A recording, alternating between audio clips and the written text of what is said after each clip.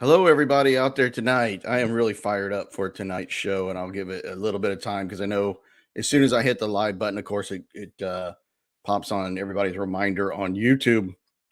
There's Nikki B in the house. We're starting now, Nikki. Good seeing you. Good seeing everybody. You got all the regulars. Um, I got to put this comment up real quick. Parrot Head volume. Let's solve this thing tonight. You're thinking like I'm thinking, Parrot Head. Absolutely. Bat Falcon, all the regulars here. Okay. See everybody popping on. So what I'm going to do now, and if you missed this intro, definitely come back later and listen to it all. If you pop into half of it. But of course, tonight's guest is none other than the mayor of DB Cooperville, Bruce A. Smith, and I am honored to have him as my special guest tonight. He's the author, he's a performer, and all-around fascinating guy.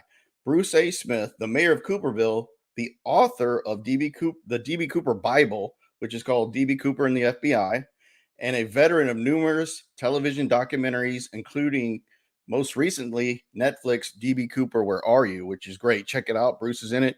Of course, Darren Shaver's in it. Eric Eulis is in it. Definitely don't want to miss that on Netflix if you haven't already seen it. I know a lot of people already have, and got a lot of comments about that.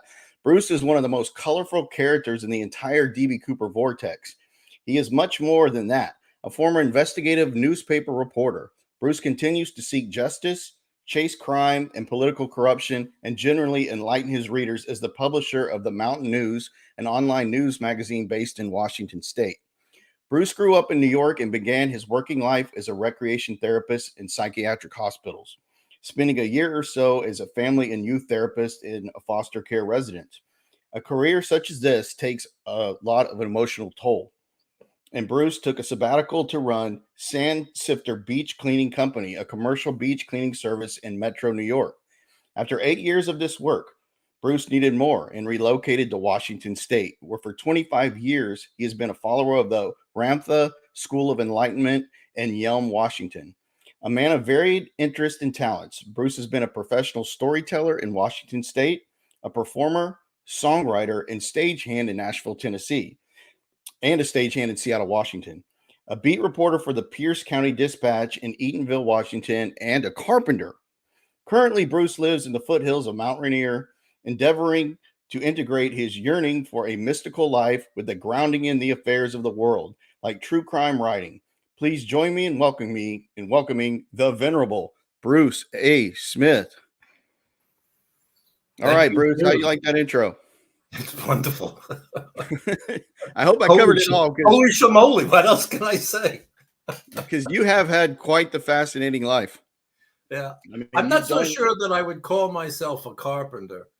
Oh, I know. I heard that I've because worked as a carpenter, and I had a boss in Nashville who actually came up to me and said, "You call yourself a carpenter?" And I said, "Well, wait, no. I mean, but if I didn't call myself a carpenter, you just give me a broom to push all day long, and I don't want to do that." So, I know which end of a hammer to hold, but that's about it. Yeah, clearly, I need tutoring. Mm-hmm. And a few weeks later, he came up to me and he said, "You didn't know much at the start, but when I show you how to do something, you get it, and I can walk away, and you'll keep the job. You'll keep on the job, so you're okay." So I said, Yeah, "Thanks." I enjoyed listening to all those stories that were on Darren's newest podcast, The Book of Darren, which you Oh, were on. Darren. Oh, Darren is beautiful. Darren's a great guy. He is, and his podcasts are extraordinary, both on the Cooper and this The Book Book of of Darren. Darren thing. Yeah, It's and great. where that goes, Darren is definitely going down some Darren rabbit hole. Yes, yes. I, Darren's I, fantastic. I think he calls himself. I think he's called a Black Mormon for someone Is who that the term for it? I I'm never not heard that sure. term. I'm not sure. At any rate, he's the black sheep of the family because Oh, absolutely. he's born and raised into apparently a strict Mormon household. Very, very strict. And And I didn't know that about him, Bruce, until I had him on this show. And I knew yeah, Darren pretty well, but yeah, I I didn't didn't know know either. that. I Yeah, didn't know that. And it took me a while that it hit me that he was naming it the Book of Mormon. I mean, the Book of Darren after the Book of Mormon. But I didn't know that till late in a show that I had him on here. And it finally dawned on me, oh, you're a former Mormon. because I knew he drank beer out at CooperCon and all that. So I guess it never hit me. He's like another Richard Floyd McCoy. I don't know, the drinking Mormon. But yeah, that's interesting. But I've never heard the term Black Mormon. I knew he was really into a podcast that was done by some former Mormons that spoke about how it was, breaking away from Mormonism that he had. And so it finally dawned on me, oh, you were a Mormon. So really interesting. But your appearances on the Vortex are still have the most views, the most highly rated, because everybody wants to hear your take, on everything DB Cooper. But I was going to first ask you, who first donned you the mayor of Cooperville? I don't know.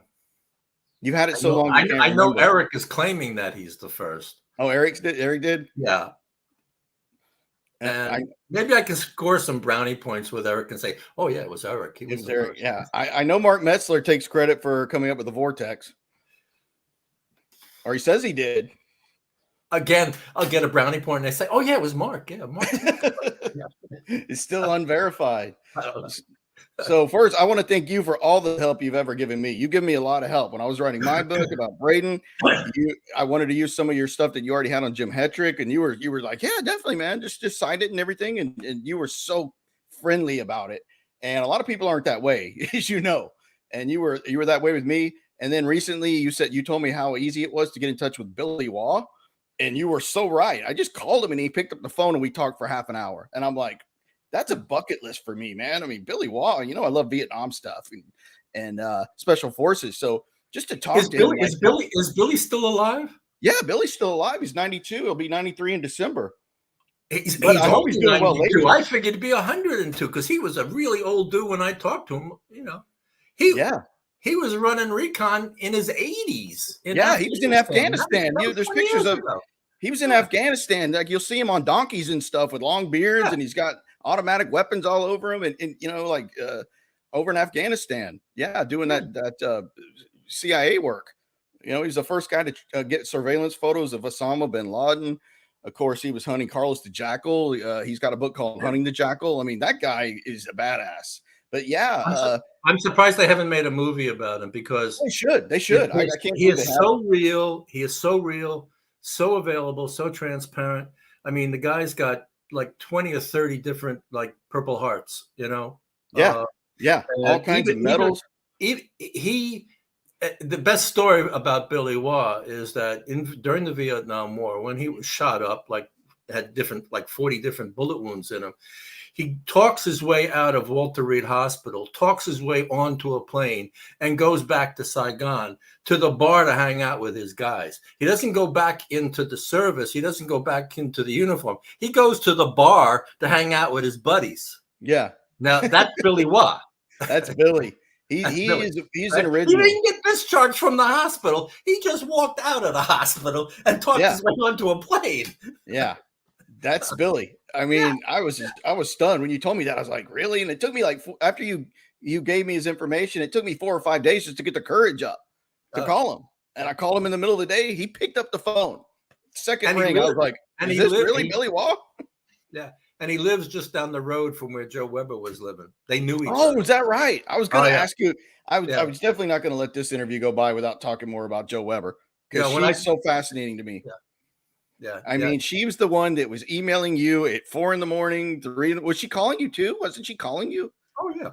At night. And was her whole goal to convince the world that Dwayne Weber, her husband, was DB Cooper? Or was she just like the attention and the camaraderie of the Cooperites? Or was it all that? I guess it's all of it.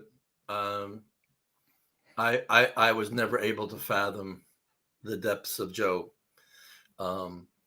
I knew by the end of our relationship, because she died like a year or two ago. Yeah, and it's fairly recent. She really tapered off in terms of her intensity in the Cooper world, in terms of her phone calls, her epic phone calls that would last for hours, would not let you go, and you just couldn't hang up on her. So there was an element, the quality of needing this, and it would be hurtful to her, almost critically. you might kill her if you hang up the phone. It almost seemed that desperate. Yeah. I've known some people like that, not to that level, but I know what you're exactly. describing. So that began to taper off maybe about 5 years ago. And what the only thing I could do was, Joe, I got to cook dinner. I got to hang up in a minute or two. And she'd say, okay, I'll let you go. And you felt guilty, and you still felt guilty about it. Not as guilty as I would have if I said, I am tired of talking to you, bitch. Goodbye. Was it true that she could honestly get information that other people couldn't get? I know there's a story, and Nikki kind of reminded me of it lately, but I know there was this story where she got access to, I guess it was Tina Mucklow's sister, and you couldn't get it, and then you found out that she got it. Did she physically go visit her, or was it a phone call, or how did that play out? Phone calls. In fact, she was on the phone with Jane Mucklow, which is Tina's older sister. She was on the phone with Jane when I was at the front door talking. Oh, that's right. Now I remember. Husband Lee Dormith. So there was a Cooper sandwich. I'm in the front door. Joe's on the phone. How did that timing work out? Because did you tell her you were going over there? In-laws and sister in the middle. Did you tell her you were going over to her house? So then I must have. She pulled. Where did she get the phone number? Drew, I don't know. Going back to Billy Waugh, the first thing Billy Waugh said to me, he said, I hope you're not like that Joe Weber woman. That woman is totally fucking crazy. Now, she was calling Billy? I know Billy lives in Florida. Billy before I even knew there was a Billy to call. Now, Snowman gave me Billy's telephone number, said you ought to call Billy. So I have Mr. Deep Throat, Mr. Internet Secret. Snowman knows everything. You're talking about everything I was going to ask you, just automatically. And Joe Weber beat the Snowman to Billy Waugh. How did that happen? Joe beat Snowman to Billy Waugh, which is mind blowing. Right. And blowing him, right? I mean, even though she lived out of the water. That's insane. That's crazy, because if everybody listened to me, that's the way I found Ted Braden, because you and Snowman were talking about him on a message board, and he sounded interesting to me. I mean, I've been a Cooperite since 1979, Leonard Nimoy In Search Of, and every suspect that came up, I liked him. But I just like Braden because I love this Black Ops Special Forces thing. So that's where I got him. You and Snowman were talking about it. So who is Snowman? Do you know him? Because I know you know a lot of the real identities of people in the DB Cooper forum or the Drop Zone. But do you know Snowman beyond the message boards? I've never met him. To my knowledge, I've never met him. But he has allowed his real name to slip out once or twice. And it's Kevin. And that's all I know. You don't know his last name? Do you know how old he is, where he lives, anything like that? He has told me that he's living in the woods, deep in the woods, and that his passion these days is rock climbing, or the rappelling, the technical stuff, climbing mountains, going straight up. All right. And he also apparently lives in the woods deep enough so that he can heat his house with wood and not smoke up the neighborhood, because I was writing articles on the Mountain News about all the fires and the smoke and walking around in life with a dual stage respirator because of all the friggin' smoke. And he said, Bruce, if everyone got the kind of fireplace that I have, everything would be fine. You can heat your house like that and not smoke everybody out. So that's what I know about Kevin.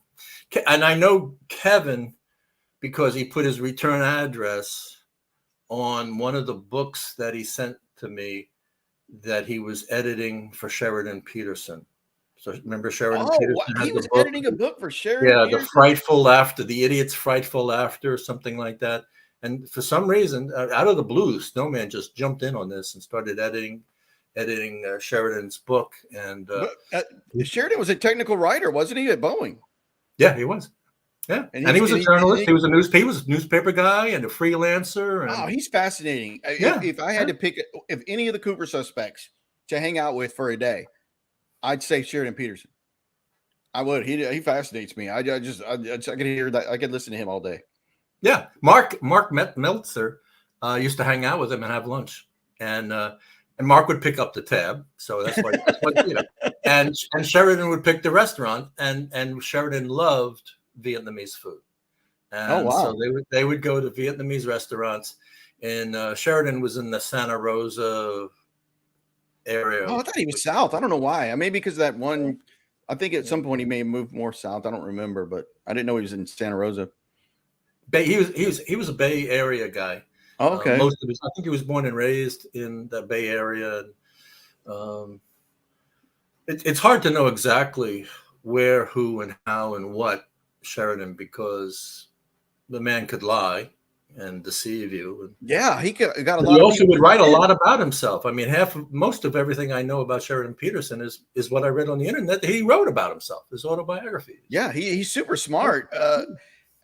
How do you think he got so many people believing he was Cooper? I mean, he's a great jumper. His jumping skills are not questioned. He's a great maverick jumper.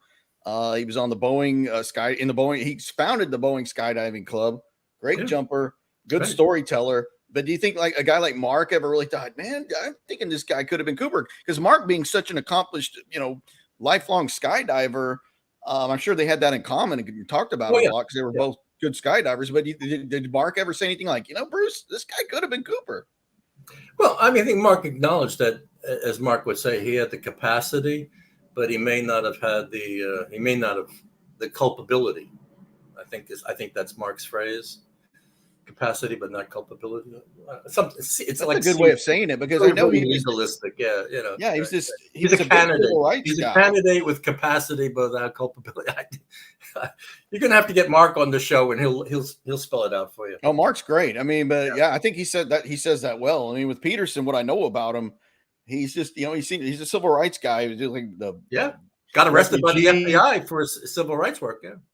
Yeah. And one thing that I always think about with Peterson when he was questioned by the FBI, I guess they were lying to him when they said, we still have DB Cooper cigarettes, we have the DNA, so you better give us your sample. And he didn't want to at first because he's a big civil liberties guy, but he eventually said, you're going to keep hounding me, so he gave him the DNA sample. But it's interesting that I remember that the FBI said, hey, we got Cooper DNA, we've got the cigarettes, which of course is a lie, right?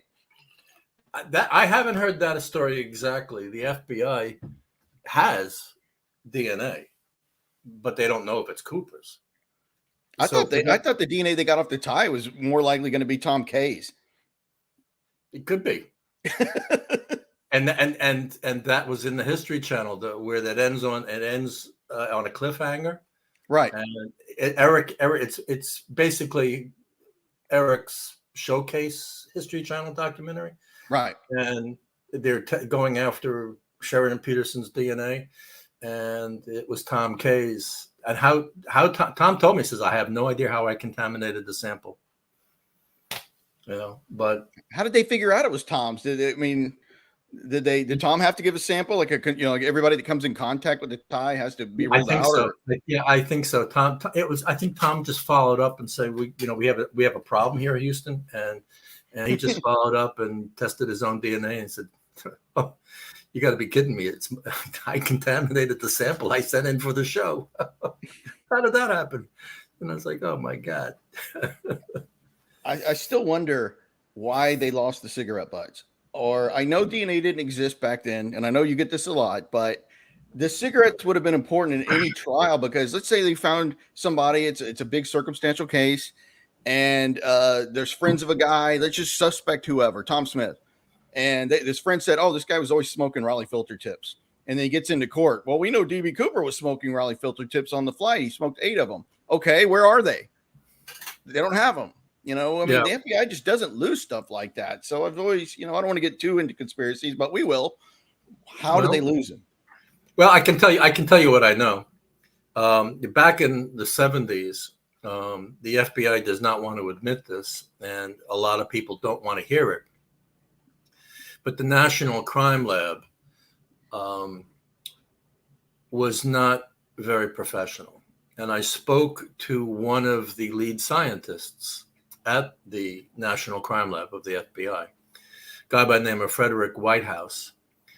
And Dr. Whitehouse, he has a PhD in chemistry. So he's a field agent and a field supervisor and a PhD. So this guy's got a lot of credentials backing him up, and he earns his position at the FBI's National Crime Lab. Whitehurst told me that he was on the FBI's case internally for decades to get the Bureau to clean up their act in the National Crime Lab. He said there's too many guys testing evidence that don't have any scientific training, or they have a profound evidentiary bias where they don't care what they say or what they write, and they'll say anything on the stand to convict. And that the deception and lying and deceit is rampant in the crime lab. The FBI didn't listen. He went to some politicians. Ultimately, Congress investigated the FBI's National Crime Lab in the end of the 1990s, I think 1997 or 1998, and they found a lot wrong. Wow. But they didn't arrest anybody. They didn't prosecute anybody. Some people got moved around, yada, yada, yada. The bottom line is, when the dust settled, Dr. Frederick Whitehouse was out of a job, and he was forcibly retired. So that's how the FBI handled problems within the ranks. They didn't really clean up their act. They just got rid of the guy blowing the whistle. And in that environment, we have D.B. Cooper's cigarette butts coming in. And there's a lot more than just DNA that they could have tested for. They could have tested for blood type. We should know D.B. Cooper. Is he type A, type B? They can test that from the saliva. Exactly. Okay. And then you can begin to develop, even if it's not a complete DNA sample. It strikes me, because not only did they lose the cigarette butts, the hair samples that got sent at the same time, the hair samples that came off the headrest of seat 18E. And that's been talked about a lot lately. Yeah, so or at least the single hair they found. The FBI, people focus on the cigarette butts, but the FBI has lost a ton of evidence. Yeah. So it's hair samples, cigarette butts. The big thing that seems to be tripping everybody up that I'm talking to these days are the large money shards at Tina Bar, 7 or 8 or 9 or 10 of them that were found in the area underneath the 3 bundles. So there were 3 bundles that were found at Tina Bar and other money. And yes, they found 1,000 teeny weeny insy bitsy pieces that are like 1 millimeter in size. It's like paper dust. And they got thousands of them, and they're little plastic boxes. That's all in the evidence. That's in the Citizen Sleuth have got pictures of that. But they don't have pictures. And Larry Carr told me he never saw any documentation and never even heard about these larger shards. That's crazy. We have pictures of them being placed into plasticine evidence envelopes at Tina Bar. And those pictures are now missing. The videotape is now missing. What is going on? I mean, I read the article you just wrote on Mountain News about your conversation with Larry Carr, and that's the hot topic in the Cooper Vortex right now is your article. And a lot of things he said are crazy to me, a lot of them. But you can't read that and really think to yourself that is there something bigger going on? Because I mean, you can't always just scream conspiracy if it's not your guy or whatever. I get that. And there's not conspiracy in everything, but in this case, it's screaming. It's how do they lose this stuff? How do they not have the shards, the cigarette butts, the hair? And some of the questions you asked him, and then he said, did he really say it was he thought Cooper was 100% no pool? Yeah. There's no evidence of that. No. There's zero evidence of that. I mean, that's kind of like irresponsible, I would think, to make that statement when you have nothing to base it on. You could say my belief is he was a no pool, but 100%. That's pretty high. I mean, there's no parachute. They never found anything but the $5,800 that Brian found in 1980, which is another mystery in of itself, which we're definitely going to get into. But how could all this be going on? And then you asked him, did he ever speak to Tina Mucklow? And he didn't. I mean, maybe he couldn't get access to her because I know she was hard to get a hold of during that time. But an FBI guy, don't you think he could have gotten a hold of Tina Mucklow? Well, in the cop shows they sure do. When you you look at the cold cases, you see the detectives. They go back and they talk to the old hands. They talk to the original detectives on the case. They go back and they talk to the eyewitnesses again, and they reread the case histories, and they talk to everybody. That's not how that's TV. That's how cold cases get solved on TV. Yeah, that's not how law enforcement works. Larry Carr is your typical cop. Right. Ole Miss asks a question. I'm sorry to say, but that's my observation. If there's another FBI agent that wants to set me straight, please do. I've talked to over 25 Cooper agents, people who have been involved in the Curtis Ng in various ways, either on the phone or in person. And Larry Mill is just one of the boys. Yeah, hey, Ole Miss. Yeah, we're talking about Larry Carr, who was the FBI agent who he just took on the Cooper case, right, Bruce? At just some point, he was kind of interested in it and took all the old files and started reading them. And he's, I guess he had enough interest where he wanted to kind of bring the case back alive, did some media stuff. So Larry Carr was the last FBI agent fully in charge of the Cooper case.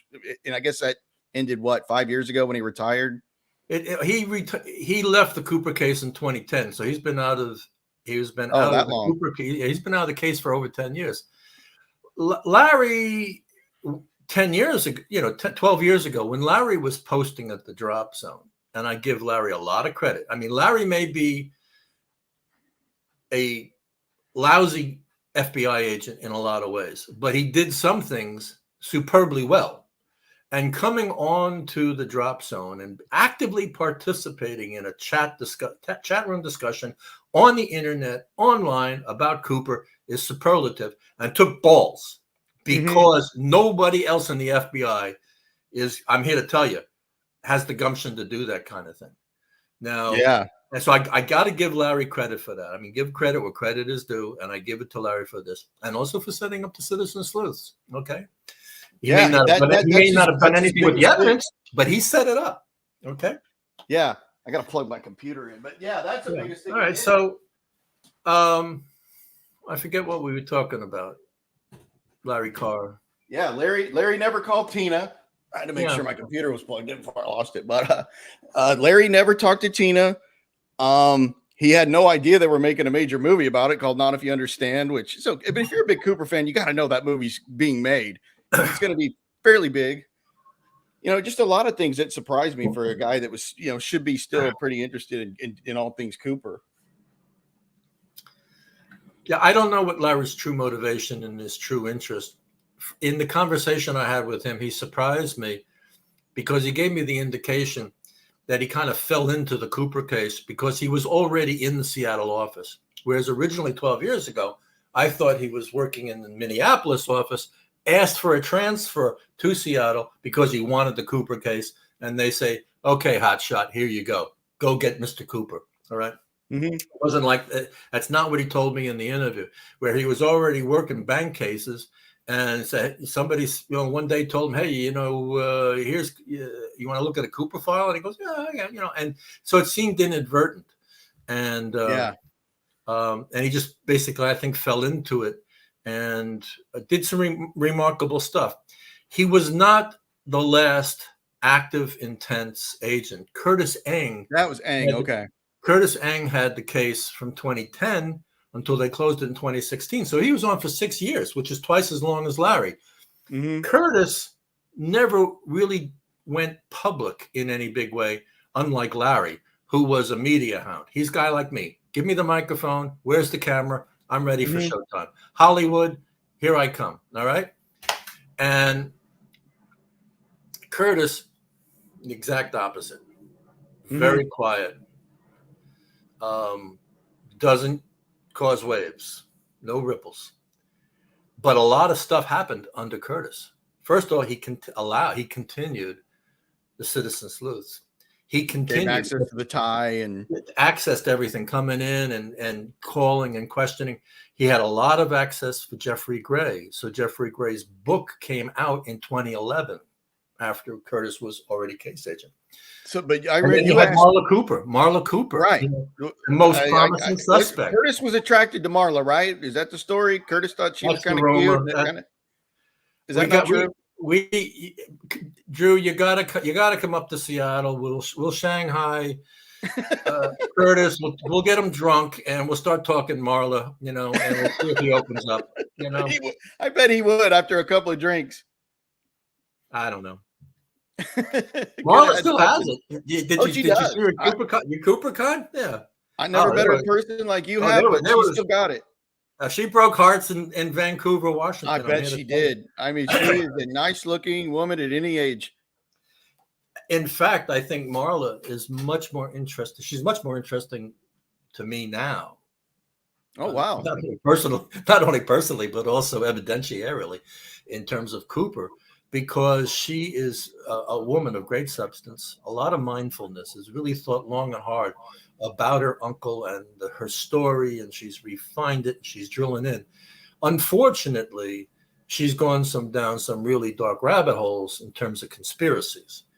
And As she far is as her uncle and the whole story, or she thinks DB Cooper is part of a much larger conspiracy, rogue operation, false flag operation that had been in existence for at least 10 years that involved multiple hijackings and was just an element, a part of fomenting and supporting right-wing militias in unstable countries, particularly in Europe.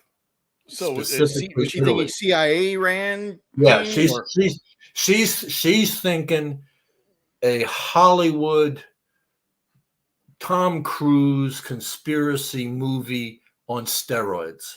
Okay, where DB Cooper is just one little element in terms of a huge, ugly, messy geopolitical piece of mishigas, and she firmly believes that. And it's like talking to an evangelical about the Bible, and they can just spit out, John 23 verse 17, and it's more like can't keep up with you.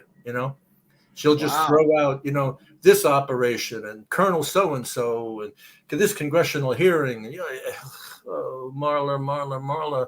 Let's get back. I thought only you had the really craziest theories, Bruce. But now it's Marla.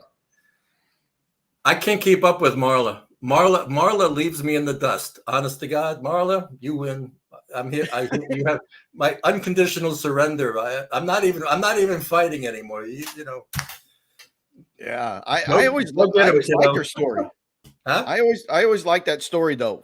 I mean, it didn't help that she had the looks to go with it, but it was a great story. And I mean, LD wasn't a bad candidate. He's got swarthy all day long. I mean, I don't know if it was ever clear if he was in the military or ever had a free fall, but it was a good story. He lived in the area. They seem to rule him out on the DNA from the guitar strap, which they don't have Cooper's DNA unless it's Tom K. So I think he got kind of a bum rap. I think LD, has a right to be a suspect. If for those who did not attend Cooper Conference 21 in Vancouver last year, one of the most remarkable sights that I saw on the stage was Marla Cooper sitting next to, shoulder to shoulder, with Walter Recca's niece. So we had two beautiful blonde women sitting next to each other on a whole panel. So the foremans are there, and everyone's there, and we have two beautiful women stage center, and their uncles are DB Cooper. This is cosmic. That's crazy. You can't make this up. Does that get uncomfortable? Because I know everybody's so passionate about their person. I mean, I know I got a candidate. I know how it can get, but I've learned to live with it. And, and a lot of people, it's great. If they have another suspect, that go for it. I mean, which is great. But that would seem kind of weird to be on stage with, Marla's got her uncle LD, and then you got Walter Recca's niece there, who's, of course, a fan of him being DB Cooper. So it might be, I guess it's all in fun, but The ladies were unfazed, absolutely unfazed. And I think they walked out as best friends. It's like, hey, your uncle's DB Cooper too. It's like, oh, my uncle's DB Cooper, That's it's the like, beauty of it. It's like they were like conjoined twins at birth or something, Yeah. I mean, that's, I don't know. That's an awesome thing, but you bring it up, Rekka. It was strange. I'm telling you, it had to be. I mean, I got to catch the next one, but that would have been a sight to see. But, going back to Rekka, and I think about the people that you've met, but, of course, Walter Rekka is brought forward as a suspect because his buddy, Carl Lauren, said he confessed to him as being DB Cooper, and he recorded him with this confession, right? And writes a book later, gets it published. And, is Carl still alive? No, Carl died a couple of years ago. Okay, that's what I thought. I wasn't sure. I think he lived in Florida as well, didn't he? I'm not sure. I think, Daytona, somewhere around Daytona. Yeah, in Daytona. But I remember the whole story about Cle Elum, and you met that gentleman. Was it Jeff Osowitz, or I'm not saying it right? How do you say his name? Osidich, Jeff Osidich. And I didn't meet Jeff, but I've talked to him. Yeah. I know. Oh, okay. You talked to him on the phone? Yeah. Okay. Yeah, I remember you saying the guy seemed really credible. And, because he said that night he remembered he was in Cle Elum, and he remembers a guy that it was raining that night. He was in he ran into a man wearing a suit. I think Jeff was driving a dump truck or something, like some kind of in some work capacity, and it was late at night. And he remembers coming across this guy wearing a business suit in the pouring rain in the middle of nowhere, Washington State. And you talked to him and said the guy's pretty credible. I thought so, which leads to the point. And I told that to Vern Jones, who wrote the book and is really leading the charge on the Walter Rekka. He's the boss. He's the owner of Principia Media, and he's the guy that's responsible for producing both the book on Walter by Carl Lauren and also Bob Koenig's book about the truth of DB Cooper, because he's the forensic guy who's also the former Michigan State detective who, so they credentials. These guys are not lightweights. And I told Vern, I said, I think Walter Rekka was in the woods the night of.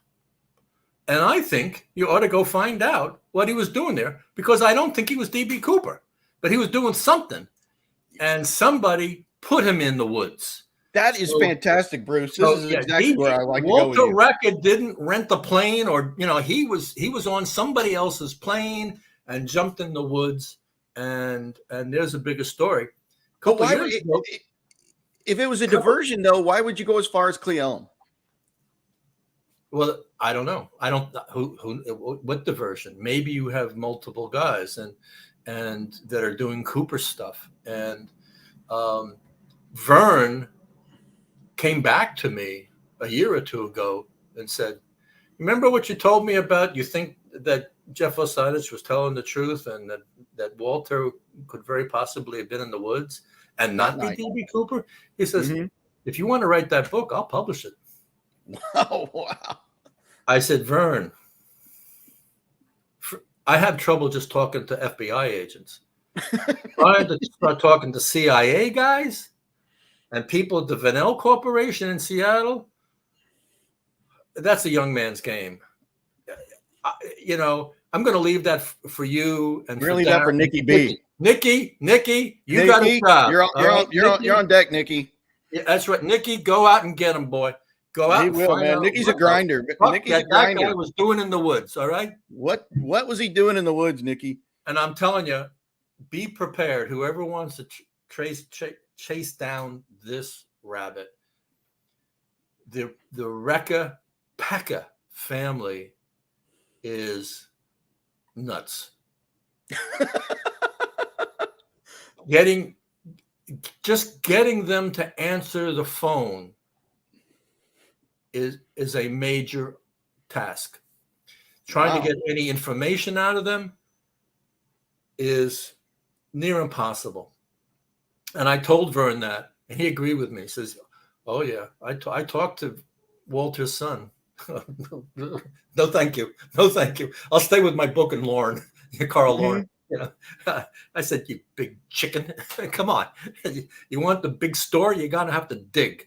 So Yeah. Nikki, you're on tap. All right. You're on tap for that one, Nikki. That's right. You're already up to your knees in the CIA stuff in Nicaragua. So just bring it north of the border. Yeah, Nikki's covering all. He's backing Eric a lot with the Rim Crew, and Nikki's all over the place. I mean, Rem Crew. I'm I salute Eric for doing I do the too. research, but the tie is just that could just take you so many rabbit holes that it's totally unbelievable. See, here's what I came up with. Nikki and I just digging at night because going back to the Tina bar, I told Nikki, I said, the whole story is, and I read this in an old newspaper article.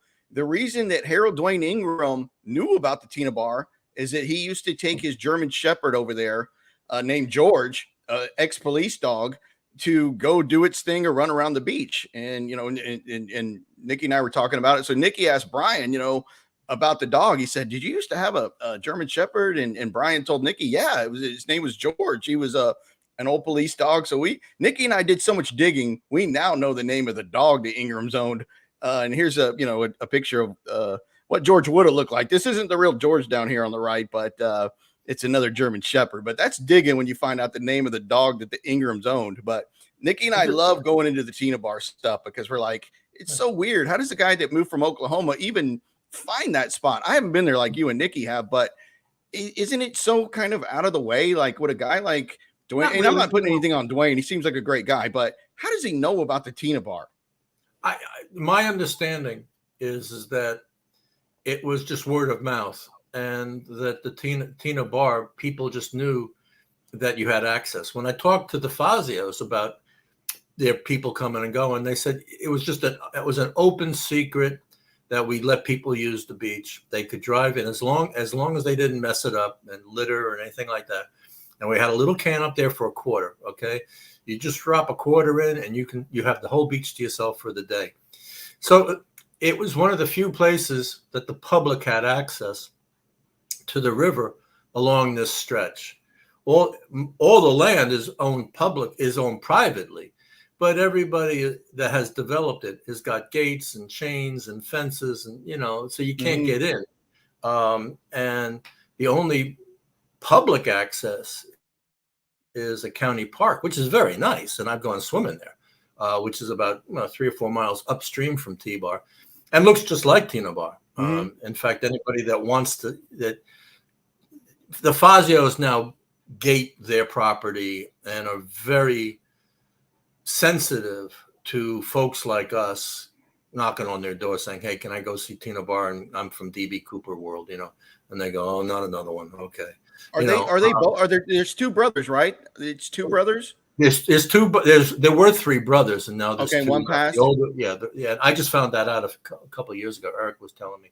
Eric is very close to the Fazios and has virtually unlimited access to the property. There have been times I've asked the Fazios for access, and they've said, no, not now. No, thank you.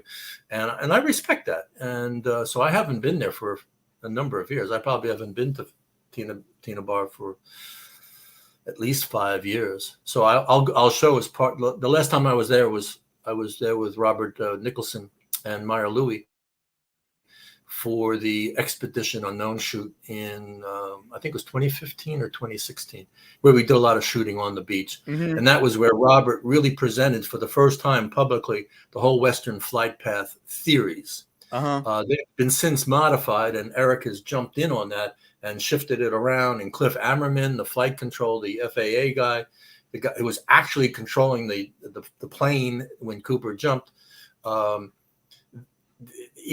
there's that whole element. And Cliff Ammerman is a mystery too. I've talked to Cliff through the auspices of Eric. Eric gave me the guy's phone number. As it turns out, he literally lives down the road from me and has been there his entire life. We've been neighbors for 30 years, and I never knew it. And Cliff strikes me as the kind of guy who'll tell you what he thinks you want to hear.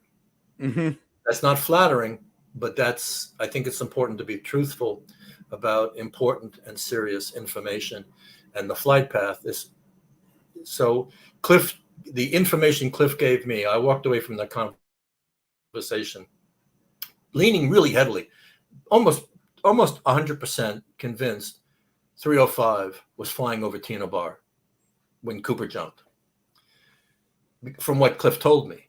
Now hearing, the Marty Andrade is becoming, and Marty is becoming a real expert on the flight path, and Eric is really drilled into the flight paths and the radar transcripts and which plane is this the flight path? But it was being tracked on radar. But I know they're still fighting. Was the plane on autopilot or not? They don't even really know, do we? I don't know. I'm totally confused. I am too. That. Yeah, I'm going to let the dust. I'm going to let the dust settle on that one. I forget what Radicek told me. I don't even remember if I asked him.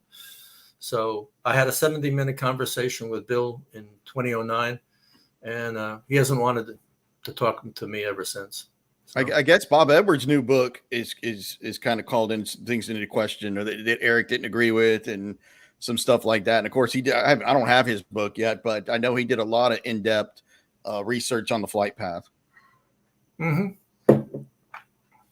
That people aren't in agreement with either. Yeah. But even if the flight path did go over Tina Bar, would that kid still can't explain how the money got there? Well, I think Eric's premise is really simple. Let's go where the money was. You didn't find anything in Amboy. You've been looking there for 50 years. You got zilch. Now you say, oh, you should look down towards Orchards and Hawkinson and things like that. Well, they didn't find anything there either. You say, well, let's go where we found the money.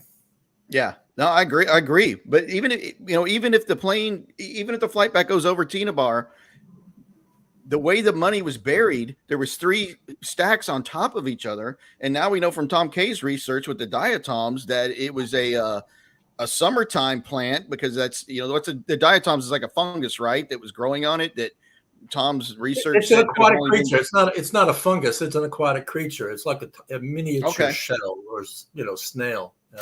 Mm-hmm. Like microscopic snail, let's say, has a hard exterior, Did that change your thoughts on the whole Tina Bar money plant? Because you did a video, maybe 6-7 years ago, and I'll put that link up, where you do a whole presentation on the money find by Brian Ingram in 1980, and you knew at that time more about it than anybody. And did Tom's findings change any of your previous beliefs? I don't know if they changed it, but they certainly clarified. And I think Tom's findings are stellar and critical. I think Tom has called them one of the most important findings in the case, and I agree with him. And I think Eric's speculations that the money was buried the night of, and it was above the regular water line. And when the floods came in the spring, Cooper went back to get his money before it washed away, and inadvertently left behind at least 3 bundles, and possibly a 4th bundle, which provided the material for all the shards that were found, and left with his money and left stuff behind. And it was in the springtime when the diatoms were in the water and they got in the money. And then when Cooper left, the river covered up the hole again. And Brian Ingram found the money 10 years later. So, that's as plausible as anything, if not more. Yeah, it makes sense. It makes sense to me. Is that true? I don't know, but it makes sense. It does make sense, because it was definitely planted. It can't be on top of each other like that naturally. If you washed up out of the Columbia or whatever, it's not going to be like Brian found it. No, it's implausible, but I'm here to tell you, Mother Nature can do some very strange things. Yeah, but that would be really strange. I mean, the rubber bands were still intact. How did the rubber band? I mean, I guess they were, I don't know if they crumbled to the touch, but how could those rubber bands survive if they were planted the night of? How does it make it, a little over 8 years? Yeah, a little over 8 years. Yeah, Brian Ingram told me that the rubber bands broke off the bills as he picked them up and handled them. But it strikes me as being strange that they would still be relatively intact, because all the sides, the edges of the bills were all kind of rounded, which suggests that they tumbled or water moved over them, or there was some kind of erosion or friction or some action upon the bills. They just didn't sit in the muck. So with that kind of disturbance to the paper, to the edges, wouldn't that have also sheared off all the rubber band stuff? So Yeah, I'll leave it to Tom to come up with more. Tom's a solid. oh yeah, Tom is the pillar of the Cooper investigation. yeah. It's great His stuff. His work is singular. It's stellar, and it's impeccable and very well delivered. He is articulate. He's a gem. He's.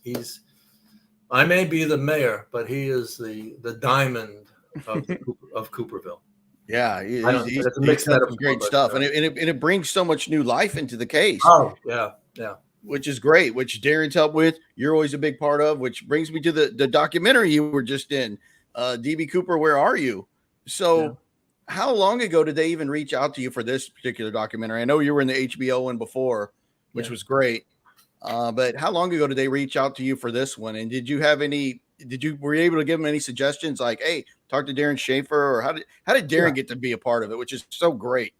Yeah, the way the Netflix thing developed was, and the way all documentaries develop, is that somebody gets an idea. We ought to do another take on DB Cooper, because DB Cooper is money. DB Cooper sells. Everybody's interested in a good DB Cooper story. So this corporation, this production company called Fulwell 73, which is a British-run operation. So many of them come out of Britain. It's at least right. right. And then they sell it to Netflix, right? HBO bought the BBC production, The Mystery of DB Cooper, which is my favorite documentary. Which you were in, yeah. Yeah, I loved it. I loved the show. I love working with those guys. Although it was really strange talking to a guy with a British accent about DB Cooper. It's like, yeah, that's got to be weird. It's such an American story. Can't you get a? He doesn't have to have a New York accent, but somebody, come on. Anyway, so Falwell 73 calls me, and I don't know who they are, and they just want to talk Cooper, and it's like, we're thinking of this, we got an idea, we don't have any money yet, blah blah blah. Tell me about Cooper, and I said, okay, and we just kind of schmooze like this, for like 3 hours, and I get calls like this every couple of months from some producer. Half of them pan out, half of them don't, and then they started getting serious. They started reading the books. They started reading the Mountain News.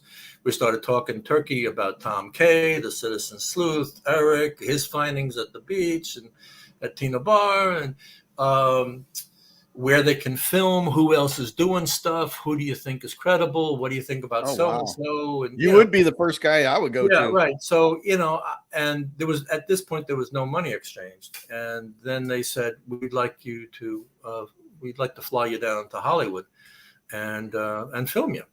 Now, they haven't told me what kind of DB Cooper story they're going to make, and no production company ever does, which it drives me crazy. So I'm going. Yeah, because you don't know what their angle's going to be. Yeah. It's like going into a doctor's office and you're going to get an operation. You just don't know what kind of operation. It's like,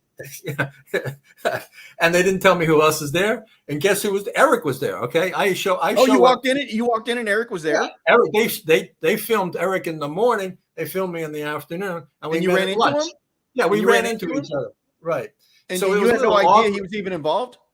I suspected that he was, and there's a dirty little secret in Cooperville, is that when you get an invite to Hollywood, you kind of just keep it to yourself, and they ask you, just don't. They make you sign NDAs a lot. You got to sign an NDA. Oh, we get them too, and yeah. All right, but at this point, so I hadn't called Eric to say I was going to be in the shoot, and I hadn't called him to ask if he was going to be in the shoot, and I hadn't called anybody else.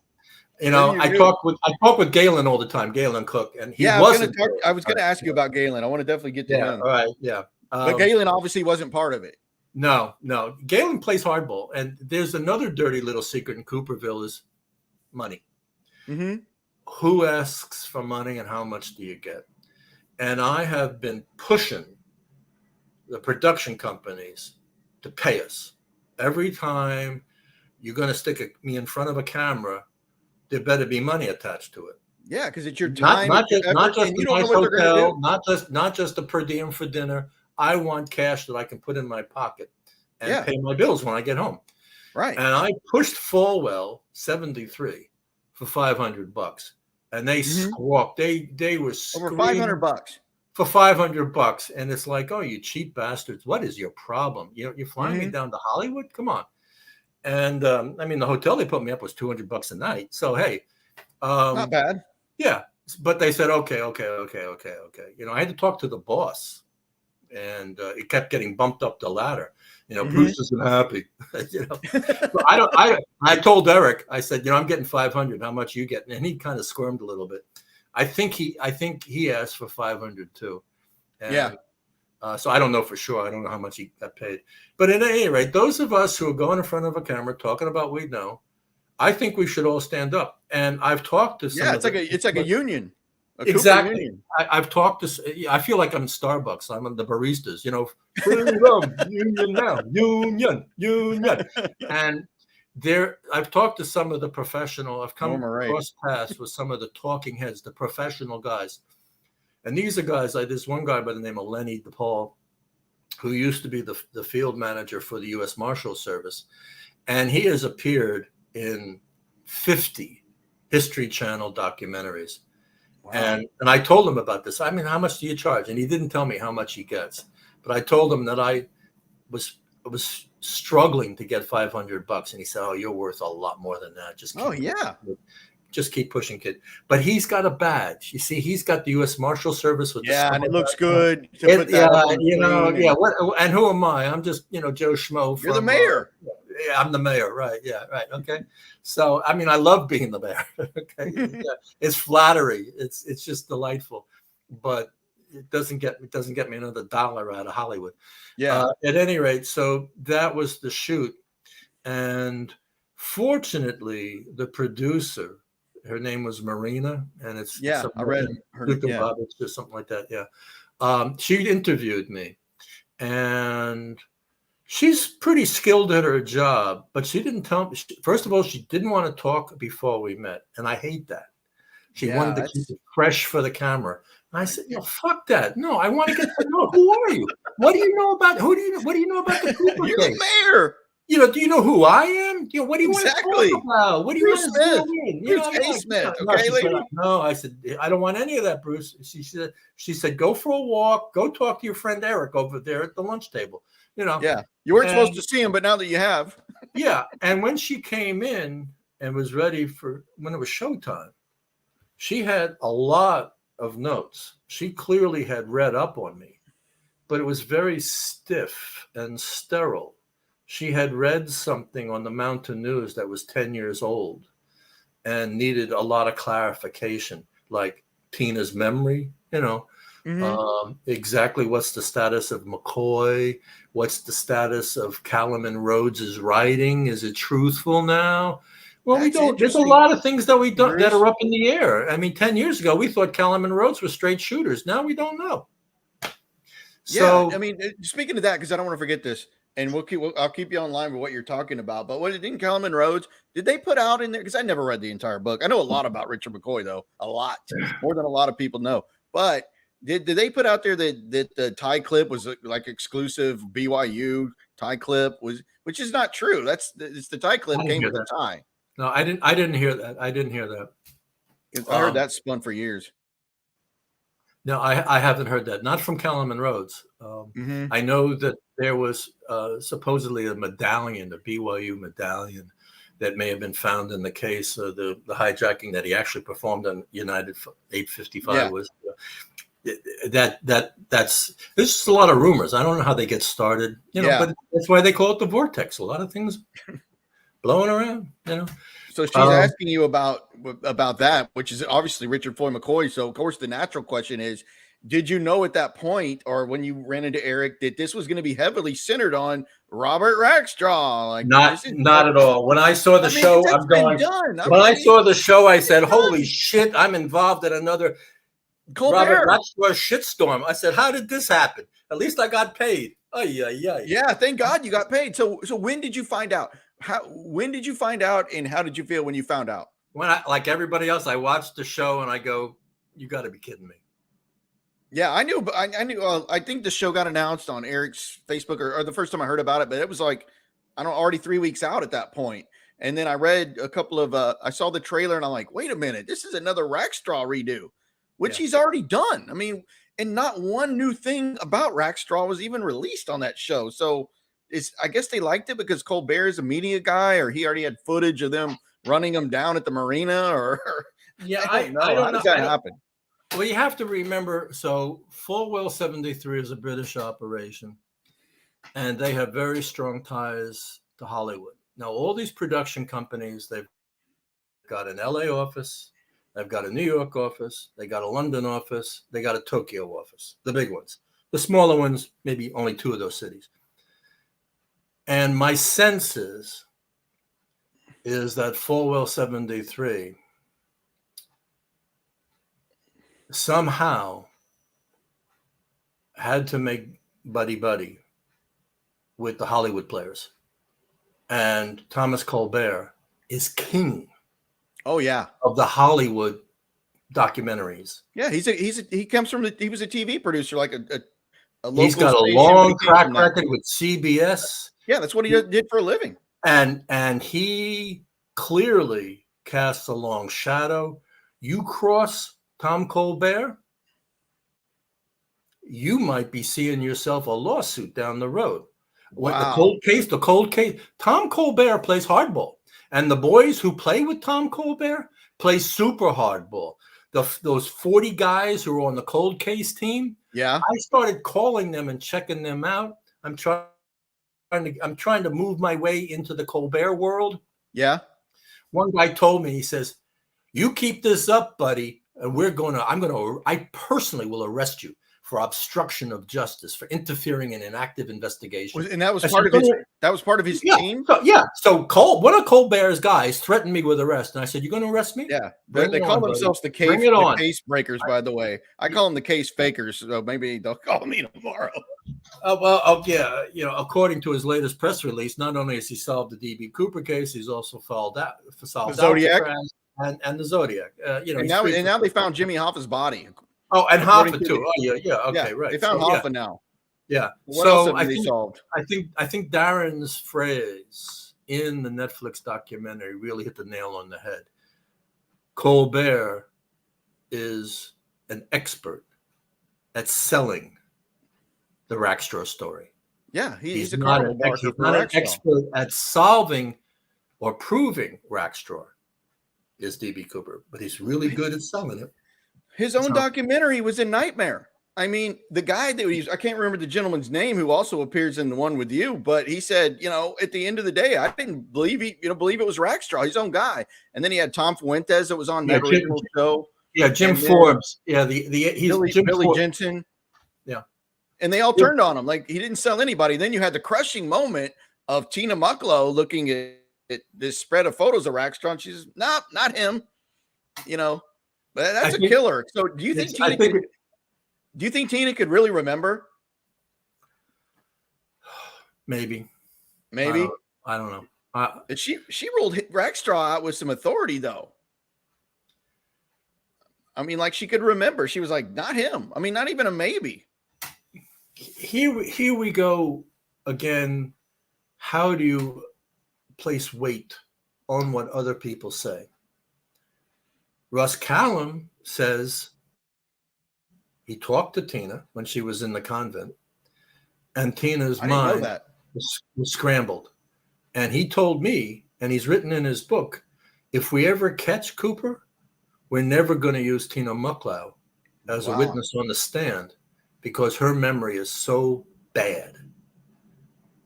Now, Colbert picked up on that, and he is driving that home. Yeah, because even though Tina showed up into the History Channel documentary, Colbert is trying to trash her and not look bad. Okay. Yeah, because she dealt him a blow. Yeah. I mean, because a lot of people, the flight attendant that spent the most time with Cooper said it's not the guy. Yeah, and I think that's true. I don't think it's Colbert. I think I think because she also listened to the audio tape. She listened to Rackstra's voice. She says it's not the guy, or his. I don't think it's the guy. I mean, Colbert corrected the interrogator in the Netflix shoot. Yeah, is Tina's memory okay? If I had to put a money on a bet, I would say, yeah, I think it's okay, because my experience with Tina is that she's a capable woman. Mm-hmm. When she threw me off the front porch and she said her famous 5 words, "You need to leave now," she was a substantive, angry woman that had no trouble making a decision. Mm-hmm. There was nothing confused about Tina Mucklow as she was slamming that door. I locked it 3 times. I heard the click, click, click, click, click.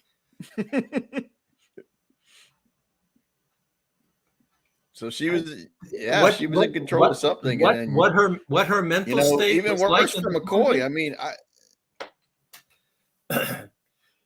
another mystery is what goes on in the convents of the world. Are these repositories for women who have mental traumas that they're working out? Is it a place for them to recover from MK Ultra surgeries? Who knows? I've talked to some of the nuns about some of these possibilities, and they go, "Bruce, you need to dig deeper." And I said, "Thank you very much, sister." But this is one big, huge rabbit hole, and I'm just too tired. I think this is one I'm just going to have to pass. Again, Nikki, check out the Carmelites. Nikki's out there, man.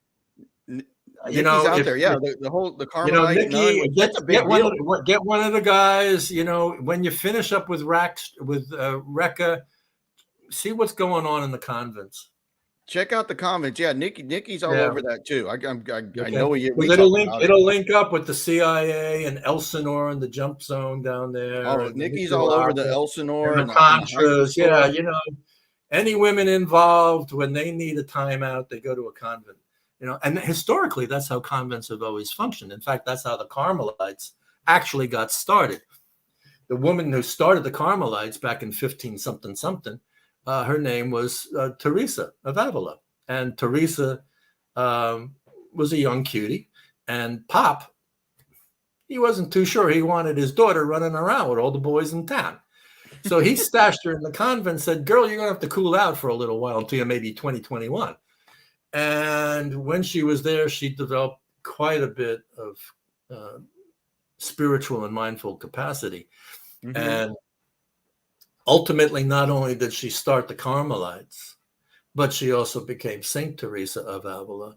And one of the reasons she became a saint is because the Catholic Church says they documented, corroborated evidence and witnesses that she would levitate when she prayed in church.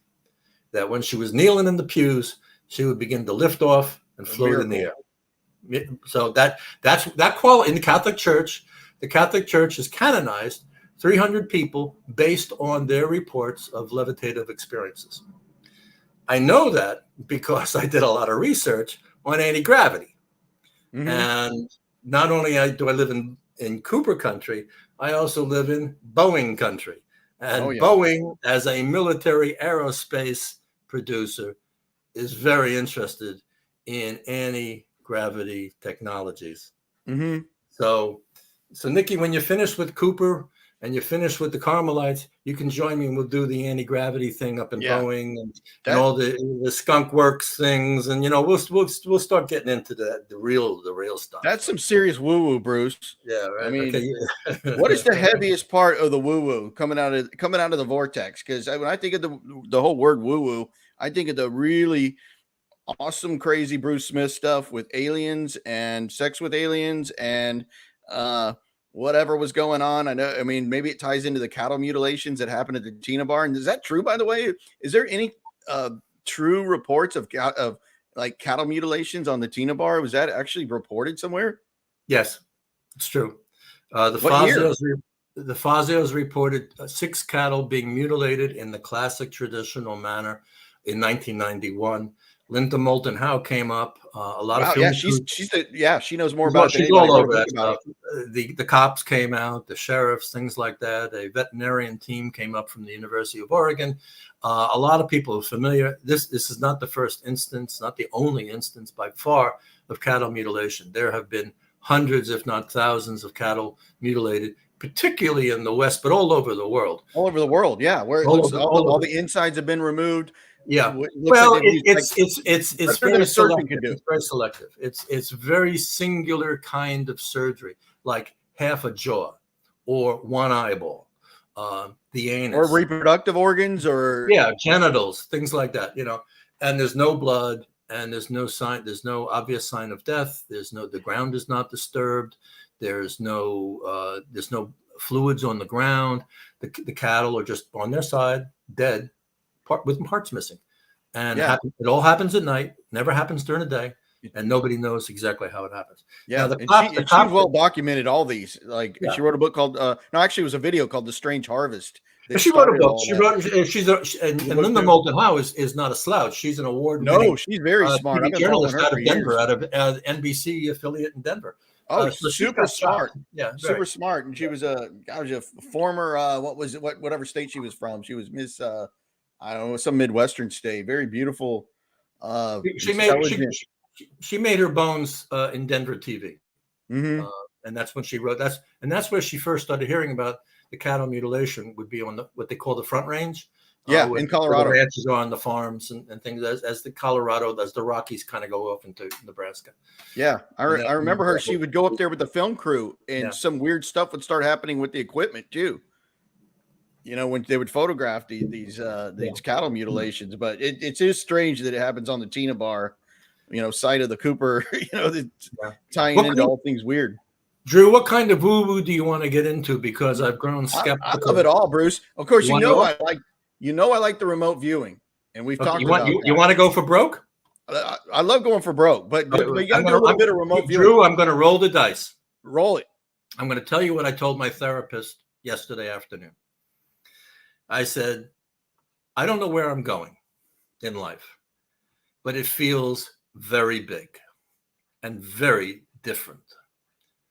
And I said, there's a possibility that 2 years from now, I may not be a human being anymore. That I may be able to, don't stop that. I love it. I just love it though. Okay. That I may be able to merge my consciousness with the aliens. And that potential is, and I didn't get this idea on my own. I got this from a fellow by the name of Bashar, who presents himself as a contact specialist for the Greys. And he says he's here to help human beings make this transformation. That in essence, what most extraterrestrials are all about and what all the UFOs are all about is helping humanity evolve in consciousness. And it's my understanding that the whole mishigas about having sex with aliens, I don't think I have kids in outer space. Okay. Sure. I'm not, but I don't think so. I think what this was some kind of process of the aliens making me think that I was having sex with them so that they could get my attention. And they got my attention. All right. Yeah. And I have a good friend that's into this big time. Her name's Solaris Blue Raven, that's written a lot of books on this stuff and totally into it. And Patty just brought her up. Close friend of mine knows all about this stuff. Yeah. So you say, well, okay, so the world is waking up to the fact that we got UAPs. Then we don't call them UFOs anymore. Unidentified aerial phenomena, UAPs, is flying around. And people are beginning to ask, well, who's flying them? Who's inside? Right? I say, well, I'm just jumping. I'm just cutting it to the chase. Who's ever inside is here for a purpose, and the purpose is the evolution of humanity. And specifically, I think the politics and the polarization in our country, the inability of governments to adequately address climate change, the world is Nuclear in arms. trouble. The environment is in serious trouble, and I think the tensions and the polarities are going to intensify. I don't think we'll have a civil war like we had in 1861, Mhm. but we're going to have a division, and it may be like a dysfunctional family trying to get for Thanksgiving dinner. No Mhm. one, everyone watches what they say. Everyone only has one glass of wine, because if Uncle Joe has 3 glasses of wine, he's going to talk crazy. So how do you work with? How do the red states keep working with the blue states? And Oh, it's worse than it's ever been. I think it's going to get more intense. And I think ultimately, those of us who have the capacity, who have been training ourselves and working in mindfulness, in consciousness, who have been in therapy, who have been in AA, who have been exploring all of our demons and our fears and all of that, and are building some strengths and have got some chops, I think we're going to, I can tell you what I'm doing. I don't sweat the Republicans. I don't sweat the polarities. I simply sit in my garden at night and I focus and envision, what kind of world do I want to live in? I want to live in a world where climate change is not an issue, that everyone who lives in my world is in harmony with nature. We don't pollute. We drive electric cars. We do what needs to be done in nature, and we're together. We're good. And that we have direct contact with all the guys flying the UAPs. And we're able to make significant, meaningful, substantive contact with other species, that we can literally have communications with our cats and dogs. We can talk to the trees. We can talk to the rocks. We can talk to the other beings that populate the interdimensional areas of our world. What we see between you and I'm looking at a TV screen. In the 18 inches between my mouth and this screen, there exists a whole nother world that is populated with beings. And when I go into meditative states, Alien I can intelligence. see them. Mhm. And it's fantastic. Mhm. Afterwards, I'm utterly exhausted and my head is throbbing. So I can only touch it. I can only glimpse it for brief period of times, and I can't do it every day. So And were you doing that before did you try to learn how to remote view first, or is it all kind of tied in? it's all kind of tied in together. I've been a student at Ramtha School of Enlightenment in Yeah, I Washington wanted to I definitely want to since the ask you late about that. 80s, and that's a major element in this. This is a Is that keystone. one of the teachings of Ramtha? Is Yeah. like what you're saying with alien technology, who's flying them, and the consciousness and the multiverse and all that? Is that what the teachings? In general, pretty much. People from the administration of the school would say, "Bruce, you got it wrong. How could you screw it up on TV like again?" But in general, yeah, that we're talking about multiverses. We're talking about interdimensional existence and travel, and our abilities to evolve past the solid body and just being confined to this solid world, and being able to transcend it at will, purposefully, and not just have out of body experiences, but actually live in other places, in other ways, in the multiverse and other dimensions, and to interact with the denizens of those realms, Yeah. and perhaps create new beings with them, to have sex, to reproduce. And I'm not the only one, Oh, but I know. I have a friend that I told you she's an expert at all this stuff. She's yeah, written many books about what you're talking about. Close friend of Bashar mine. talks about the destiny of humanity, that certain elements, not everybody, not every human being, but some human beings are going to evolve in such a way that they will be known as Homo galacticus. And one of the primary elements of that species, that new speciation, so it's going to be part human, part gray, part interdimensional. And it's going to be very telepathic, going to be able to heal yourself. You're going to be able to levitate, go wherever you want. Mindfulness, you just, I want to dance on the surface of the sun. Poof, you're there, and you don't burn up. I mean, that kind of extraordinary, remarkable experience that is so out of this world. There's a fellow up in Seattle that says we're evolving to Homo Lumina. I said, okay. I'm calling it Homo Divinity, because one of the qualities that I want in my life is not only to heal myself, but to be immortal. And my mother just died. Mm-hmm. And we had a lot of conversations about death. Mm-hmm. And I've been telling everybody, I said, Mom's body died, but life doesn't end. There is nothing but life. Mom has just gone on to another form of life. And everyone goes, yeah, Bruce, you always say that, but you've been kind of, this way for a while, So, but everyone talks about heaven and eternal life, going to the eternal reward. Well, isn't eternal life a quality of divinity, of being a divine being? Divine beings live forever. And if we're going to go to heaven forever, that means we're part of the light. That means we're divine. All right. So all the other little details we can work out later. But, to me, it seems like that religion has already prepared everyone for the concept of unlimitedness, and living forever in heaven is an unlimited experience. Absolutely. No, okay. I mean, you see that through all, so many religions through time.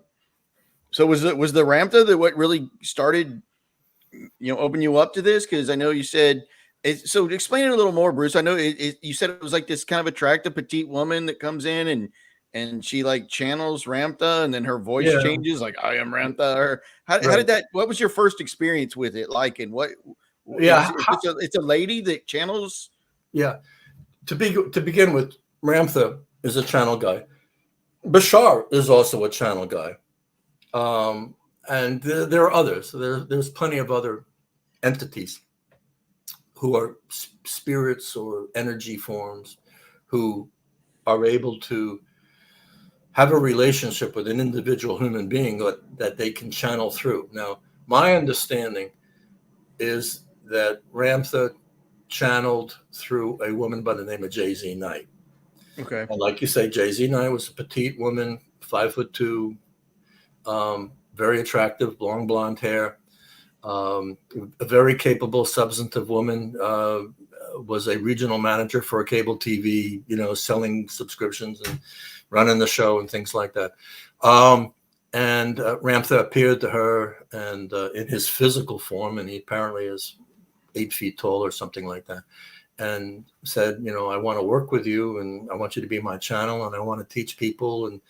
And his words, as I heard, is, I want to help everyone get out of the ditch. Mm-hmm. like we're stuck, we're in a ditch and we can't get out. It's like, oh my God, I got to pay the mortgage and the kids are driving me crazy. And, my wife, I haven't had sex for 3 years, whatever your ditch is.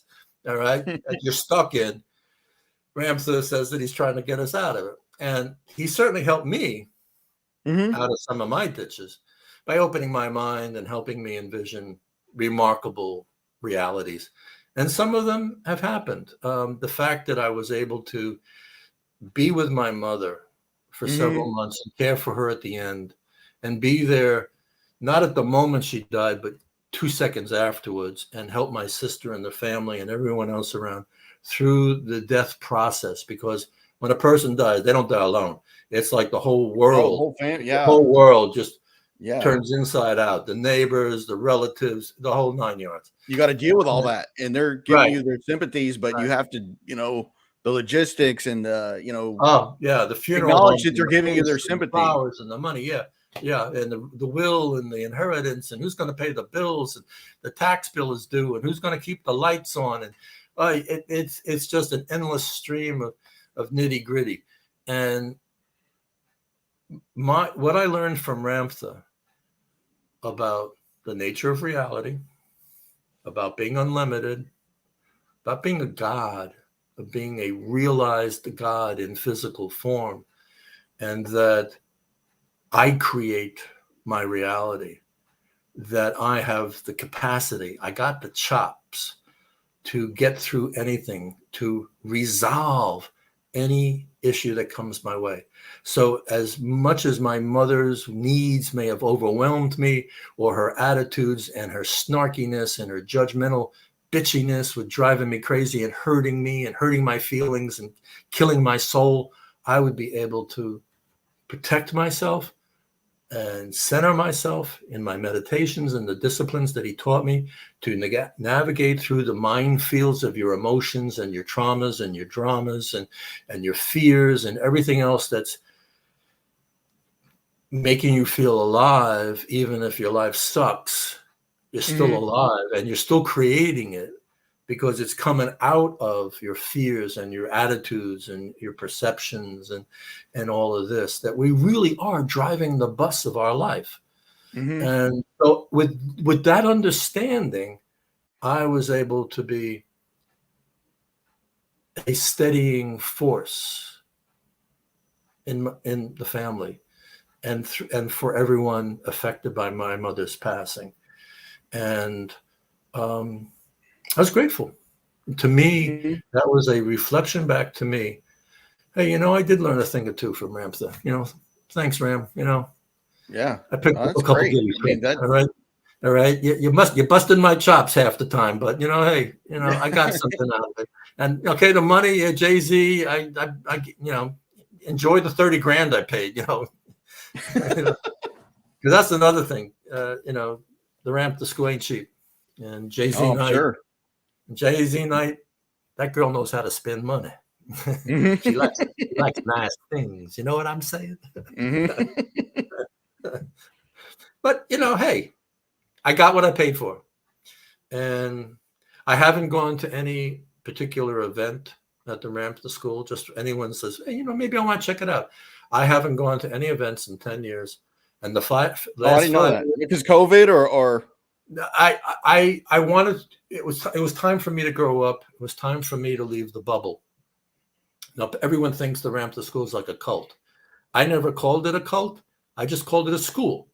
But nevertheless, when you go to a school where you're talking about this kind of thing, and the rest of the world thinks, you are really crazy, we ought to lock you up because you're dangerous. Your ideas are so far out there. We got to put you on ice, boy. So when you are with kindred spirits and you're talking about and experiencing the far out stuff, it becomes like a bubble. It becomes insulated. And I didn't realize it, but I needed to get out of it. I needed to take what I had learned and apply it in my life and grow up and stand on my own 2 feet and get my life going. And guess what I found after that? I found DB Cooper. That's right. And Nikki's keeping me back on track because you're the mayor and you gotta fulfill those mayoral duties that and I see Nikki wants to talk about Galen Cook. Yeah. And I'm glad he brought that back up because I was actually thinking of something else, but he brought Galen back up because I could think of a million things. Galen Cook, because I remember, here's a picture of you and Galen, by the way. Yeah. So there you go. It's one of my favorite pictures. Yeah, that's a great picture of both you guys. Yeah, I've gained 50 pounds since then, but hey, that's a great picture. I gained 40 pounds at COVID. Almost all of it Oreo cookies. Yeah, that's an awesome picture. I mean, Galen influenced me a lot because he came on Coast to Coast that first time, and I think the story was he heard Greg Gossett had called in and thought his dad could be Cooper, and the story about the money in the safety deposit box in Canada. And I loved it. I mean, he's a lawyer, articulate guy. I mean, he had me sold on Gossett big time. I was like, man, this guy's figured it out. Of course, that's before I found Braden, but I like Gossett. I like the military background. I mean, he knew Clyde Lewis. He was a paranormal guy. Yeah. I mean, I loved it. I loved hearing the guy on Coast to Coast, but I know you know Galen well. Obviously, here's a picture of you and him. But did he just get kind of burned out? And he said he wasn't. He was so deep into the vortex, I guess, with studying Wolfgang Gossett as being Cooper, and he was like, "Man, I'm losing money because I'm so sucked into this. Like, I'm a lawyer. I need to like." He moved to Alaska to focus on his practice and stuff. Is that what happened? He just got burned out. No, here's Galen's story as I know it, and Galen may object voraciously, I think is the word. Galen was an attorney in Spokane. He was licensed in Washington State. His mom and dad, when they hit their 70s and 80s, decided to retire in Alaska. Okay. And so they moved there. And he said, Mom and Dad, why are you going to Alaska? And he said, it's nice. Everyone else moved to Florida, come on, or Arizona. What are you doing up? It snows, So, and then their health started failing shortly thereafter. And they said, Galen, can you come up and help us take care of things? So Galen moved to Fairbanks, Alaska to be with his mom and dad. He developed a practice in Alaska. This is maybe 20 years ago. Galen has been into D.B. Cooper easily 25, 30 years. Easy. Way before Gossett. Way before Gossett. Galen has been very involved. Galen is one of the first very knowledgeable, in-depth researchers in the Cooper case that I crossed paths with, and he taught me a lot, and I'm grateful to him. And how we hooked up was our interest in Tina Mucklow. And we both felt that if we knew more about Tina and her silence, because back in 2008, 2009, 2010, Tina wasn't talking to anybody. And she was out of the convent, but we didn't know where she was. We didn't know what she was doing. We didn't know what state she was in, mental state or whatever, physical state. So we started looking for Tina. And then his parents started really failing. He had a lot of health issues. First his father died, then his mother died. And he soothed them through years of deterioration and hospice care and death and settling the affairs and things like that. Then romance. A woman appeared. I thought that had something to do with it. There's a woman involved sooner or later. All the time. Right. Okay. And then it's like, I like being in love. And, my honey bun wants to get a house. Yeah, money. She needs a little, and that means I got to get a down payment. And I only got $1,500 in the bank. I'm driving a car that's 11 years old. So I got some financial needs here. So then he said, I'm going to have to say goodbye to Cooper for a while, because he was into Gossett, but he couldn't prove Gossett was Cooper conclusively. And he decided that he didn't want to do anything more, write a book, be in any more documentaries until he could conclusively, decisively, definitively say, this is Cooper and this is how it happened and yada, yada, yada. Yeah, he did a lot. So he had a certain kind of rigidity about Cooper, and he had a honey bun. Yeah. And he said, I got to put my big boy pants on and make some money. And so he found that there was a real niche for him as a medical malpractice attorney in Fairbanks, Alaska. And so he's been doing that for about the last 8-9 years and trying to make some money and sock it away in the bank. And the honey bun has left and gone on to other things. And so it's Galen and his dog and me, So have you talked to him lately? He emailed me 6 or 7 times today. So we're. Oh, wow. I didn't know you were still in that much contact. That's great. Yeah. He seems like a great guy. I mean, he's super smart. Yeah, we've stumbled upon a few new leads in the Tina Mucklow story. I'd love to know that. And I know that's what Nikki's thinking right now. Nikki, I know what you're thinking. Yeah, we now know a lot more about Tina's early childhood. She was valedictorian in high school. I didn't know that. I didn't know it either. Okay. You know, she had a cousin that was in the 101st Airborne in Vietnam, Norris Mucklow. You know that? No. Paratrooper, 101st.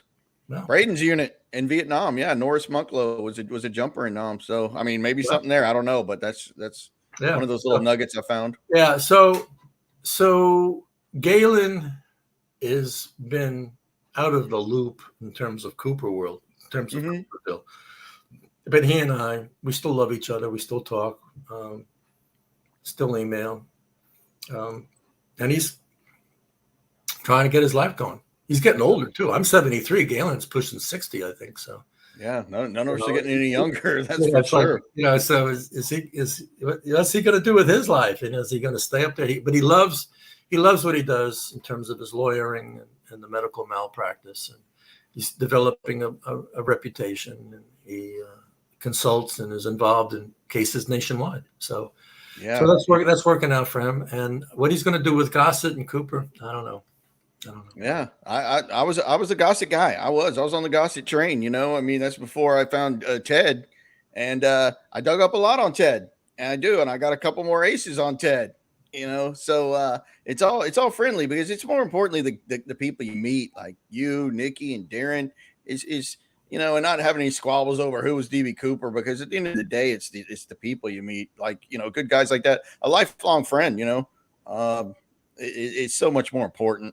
Even at the end of the day, we find out who Cooper was, and life's going to go on. Well, I don't know about how collegial we have all been at times, because I remember in 2013 when the Cooper exhibit opened up at the Washington State Historical Museum, there were a bunch of us that got together and we went out for beers and eats across the street. And that one day we all got together, and I know that I got so worked up, my spittle was flying out, and Ron Foreman was directly across the table from me. His face got wet from my spittle. So, you know. Where was this? This was in Tacoma in 2013 when Washington State Historical. Yeah, because I'm going to put up a picture. There were a bunch of them. Yeah. So there we go, Ron and Pat. Because I know that's how you got in. I mean, everybody doesn't know that yet. That's how you got into DB Cooper, because you were sent to cover a story about the plane. Was it their plane that was Ron and Pat? I was sent as a newspaper reporter to cover an air show, and I saw a real live Fairchild 24, which is a single-engined single wing plane from the 1930s. It was the Rolls Royce of its time, the Mercedes-Benz of its time in terms of aircraft in the 1930s. And I had built a model of it as a kid, and I had never seen a real live version of it. And so I was having flashbacks of my youth, building models on the back porch in the summertime. And I'm just on my tiptoes looking inside, and this guy comes up and he goes, "Hey, you like my airplane?" I go, "Yeah, your airplane, huh?" Right. And that was Ron. And we started talking and sat under the starboard wings, a really hot day. We cooled off, drinking some ice cold Cokes. And I see this book on the ground that says DB Cooper Legend, something, something, death, something, something. You know, I go, "Hey, you're into DB Cooper?" And he says, "Hell, I just wrote that book. Came out last week." So that started the whole conversation about Barb. And Ron really got me going, because he knew the email for Larry Carr and everybody. Yeah, he's already deep into it. He was into it big time, because he had just written the book. And he said, "You got to stay away from this guy, and because he just blow you off. He won't return your emails. This guy won't return your calls." Well, Ron showed you the ropes. Oh yeah, he got me going. He really showed me the ropes. And when I went to my editors and I said, "Hey, you know, I met this interesting guy, Ron Foreman, and he's talking DB Cooper," and they said, "No, we don't know. You can write about Ron and Barb and the airplanes, but leave DB Cooper out of it. We'll save that for another day."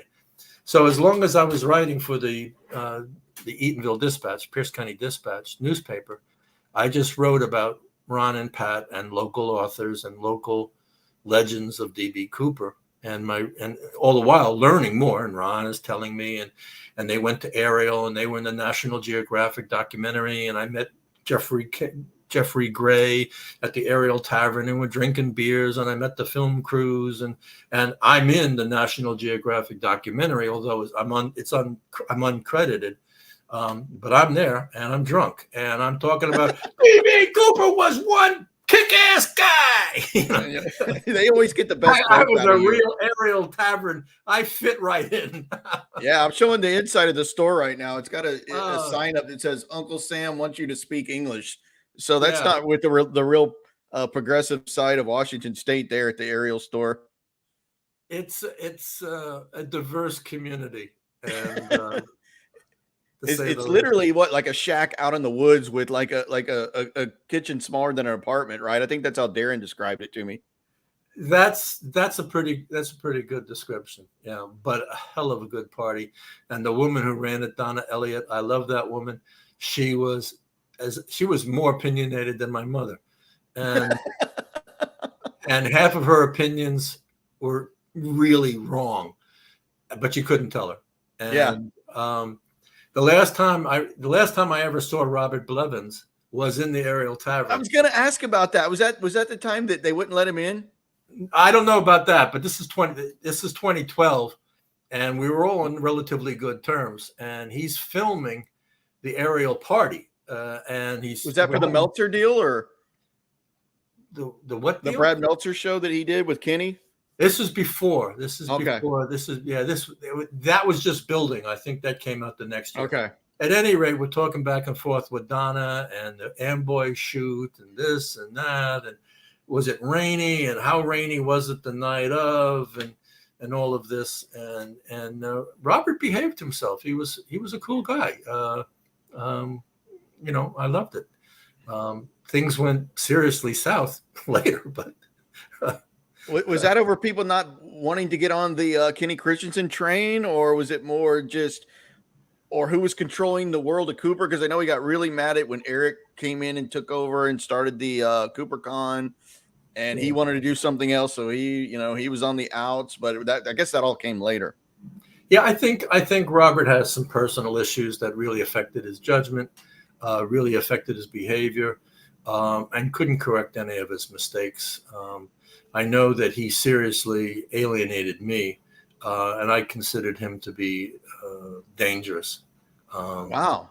Yeah, and in fact, in 2018, I started researching and posted this publicly. I think at the DB Cooper Forum. I certainly put up in the Mountain News too.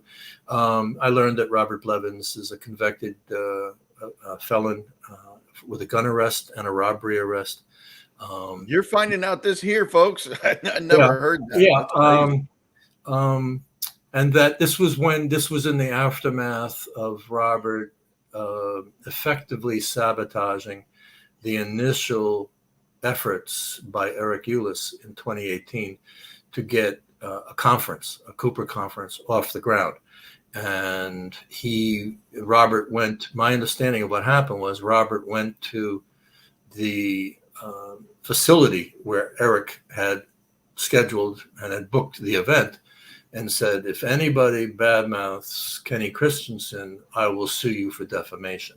And he said that to the owners. He said that to the owners, and they backed off. And they said, that's crazy. People, you got to go bye-bye. We don't want to. That gives everybody a bad name. Right.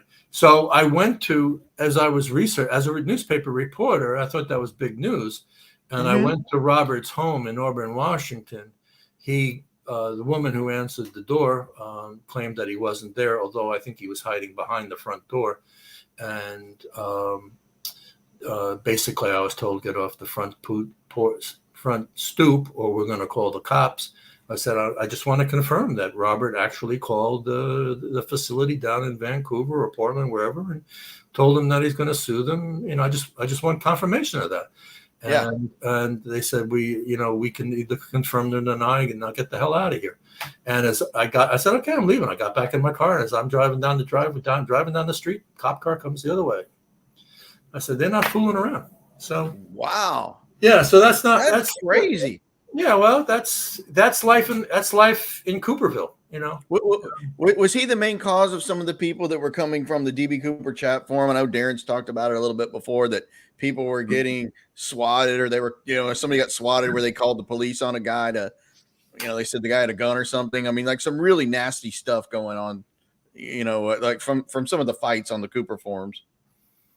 Well, the fights on the forums, particularly at the drop zone, were vicious, but I don't know about any violence, physical violence with guns or assaults or anything like that. Are people calling the cops on somebody? Well, okay. So when I drive away from Robert's apartment, there was a cop car. Was it called? Were they called up? Was these cops on me? I don't know. I just saw them driving down the road as I went past it. I do know that Robert he later told me. He told me multiple times that he had reached several years earlier, 2014 or so. He had reached out to the Auburn, Washington Police Department and gave them my headshot and said, if you see this guy at the Auburn Festival, where I'm going to be talking about DB Cooper, you may want to keep an eye on him or possibly detain him because he may be a bomber. He may be coming to cause violence. And I didn't go to the Auburn Festival. I never went there, so I never had any interactions with the Auburn Police Department. But that's one incident. I do know that the last time Robert Blevins was in my life was about 5 years ago, and I was here in New York taking care of Mom for an extended period of time in the summertime.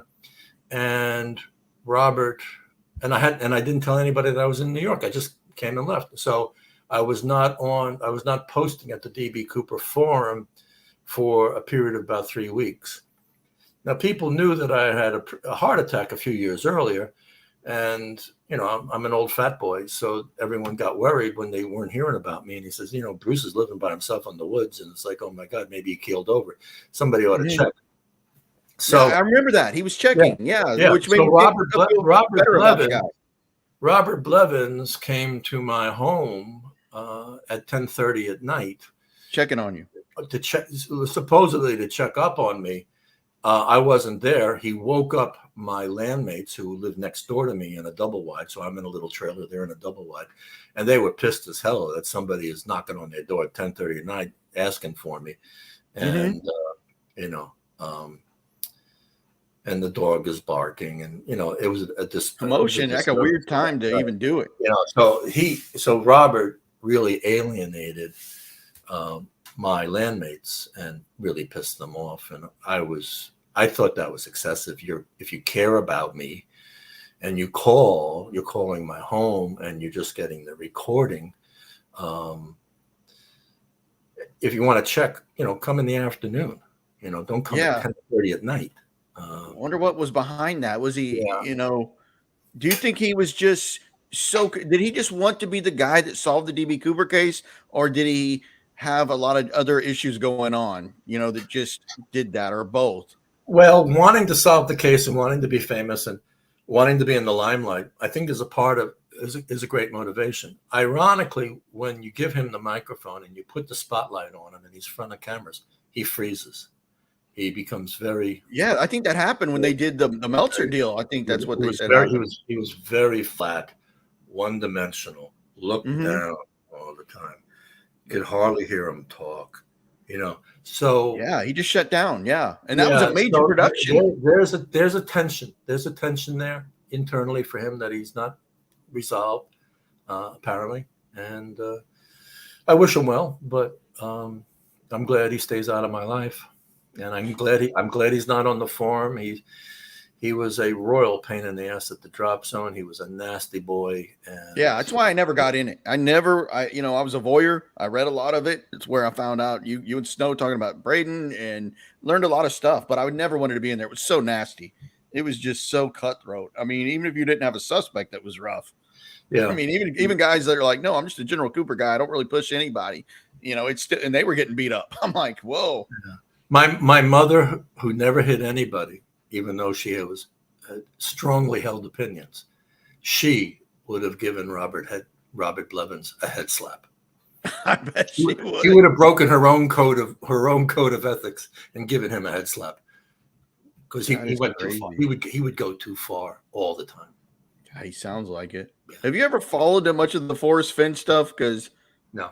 I didn't think so, because Nikki's like, can you talk about the Ha Ha Ha book? And I know that all comes from the Forrest Finn. Yeah. And I talked to the guy who says he wrote the Ha Ha book. I don't know. Yeah. He wouldn't tell me his name. He's at least 80 years old. He lives in Cedro Woolley, Washington, which is north of Seattle, pretty far up. near the Canadian border, and he wouldn't tell me his name because he's into hedge funds and stock trading and high finances, and he doesn't want his name to be associated with anything as crazy as DB Cooper. But what was the motivation for it then? I mean, He said he said he had a lot of time on his hands. He was hanging out every day in the Vancouver Public Library and just started writing a story based on the newspaper clippings he read about the DB Cooper case. And in his own mind, he made up the story about this guy, you know, the life before the skyjacking. So most of Ha Ha Ha is about DB Cooper when he was a thug and running drugs and guns and girls and everything and Las Vegas and blah blah blah blah blah. It's a young man's fantasy. So it's a hot dream. It's a wet dream, you know. So yeah, that's what Ha Ha. And it started like a cult movement. No, there's nothing there in terms of evidence or investigatory means or anything like that. I felt very comfortable that I was talking to the legit author. You know, I felt I was talking to the right guy. Yeah. That's good feedback. I mean, yeah, I know that goes out there. They sold the Ha Ha Ha book at the Ariel store, says Lisa. I wonder if that's true, because I know you can't find those books anymore. What he told me, based on what I saw, is that there was ownership and copyright disputes. Apparently, the guy sold parts, some degree of rights for someone else to publish 20,000 copies initially, right off the chute, right out of the barrel, and came into the Ariel store and gave boxes of them to Donna Elliott and said, I'll go 50-50 with you. You know, if you can sell these, I'll go 50-50 with you. You know, I'm selling them for $5 or $10, something like that. Donna said, sure, just put them over in the corner. And that's what she did to everybody. You know, it's like, yeah, sure. Yeah. And then he walked away and forgot about it. And the guy who published them wanted all the rights and wanted all the money and didn't want to split 50-50. And it was spent decades being this tension between these people. And then a couple of years ago, the author wanted to reestablish, resurface everything, and he found someone to be his agent. And so there's a real estate agent, maybe it's his girlfriend, maybe his next door neighbor, maybe it's his niece or something, I don't know. But at any rate, I think her name was Deborah. She reached out to me and she started publicizing it, and she started beating the drum and doing a publicity campaign and put Ha Ha Ha back on everybody's radar map. Yeah, now it's like a hot item. You know, you can't find them anymore. I know Nikki got a hold of some copies and made a little profit on it. And I think someone stole my copy at CooperCon. Yeah, CooperCon 21. It was Nikki. 19. Nikki, did you steal Bruce's book? Maybe Nikki. I hope it was Nikki. You know. I can only hope that it went to a good home. Yeah, I just hope that book is sleeping well somewhere tonight. I definitely want to ask you about something else before, because with this time, because you've tried to find out more about the parachutes in the DB Cooper case than anybody. And from what I remember understanding, when Jeffrey Gray's book came out, it kind of pointed away from Earl Cossey's credibility. Is that true? Is that when things started turning around for Cossey? Jeffrey blew my mind and everybody's mind when he specifically stated that Norman Hayden was the owner of the back chutes provided to DB Cooper. And you didn't know that before the book? No one did. No one knew. No one did. That blew Cossey out of the water, pretty much. Blew everybody out of the water.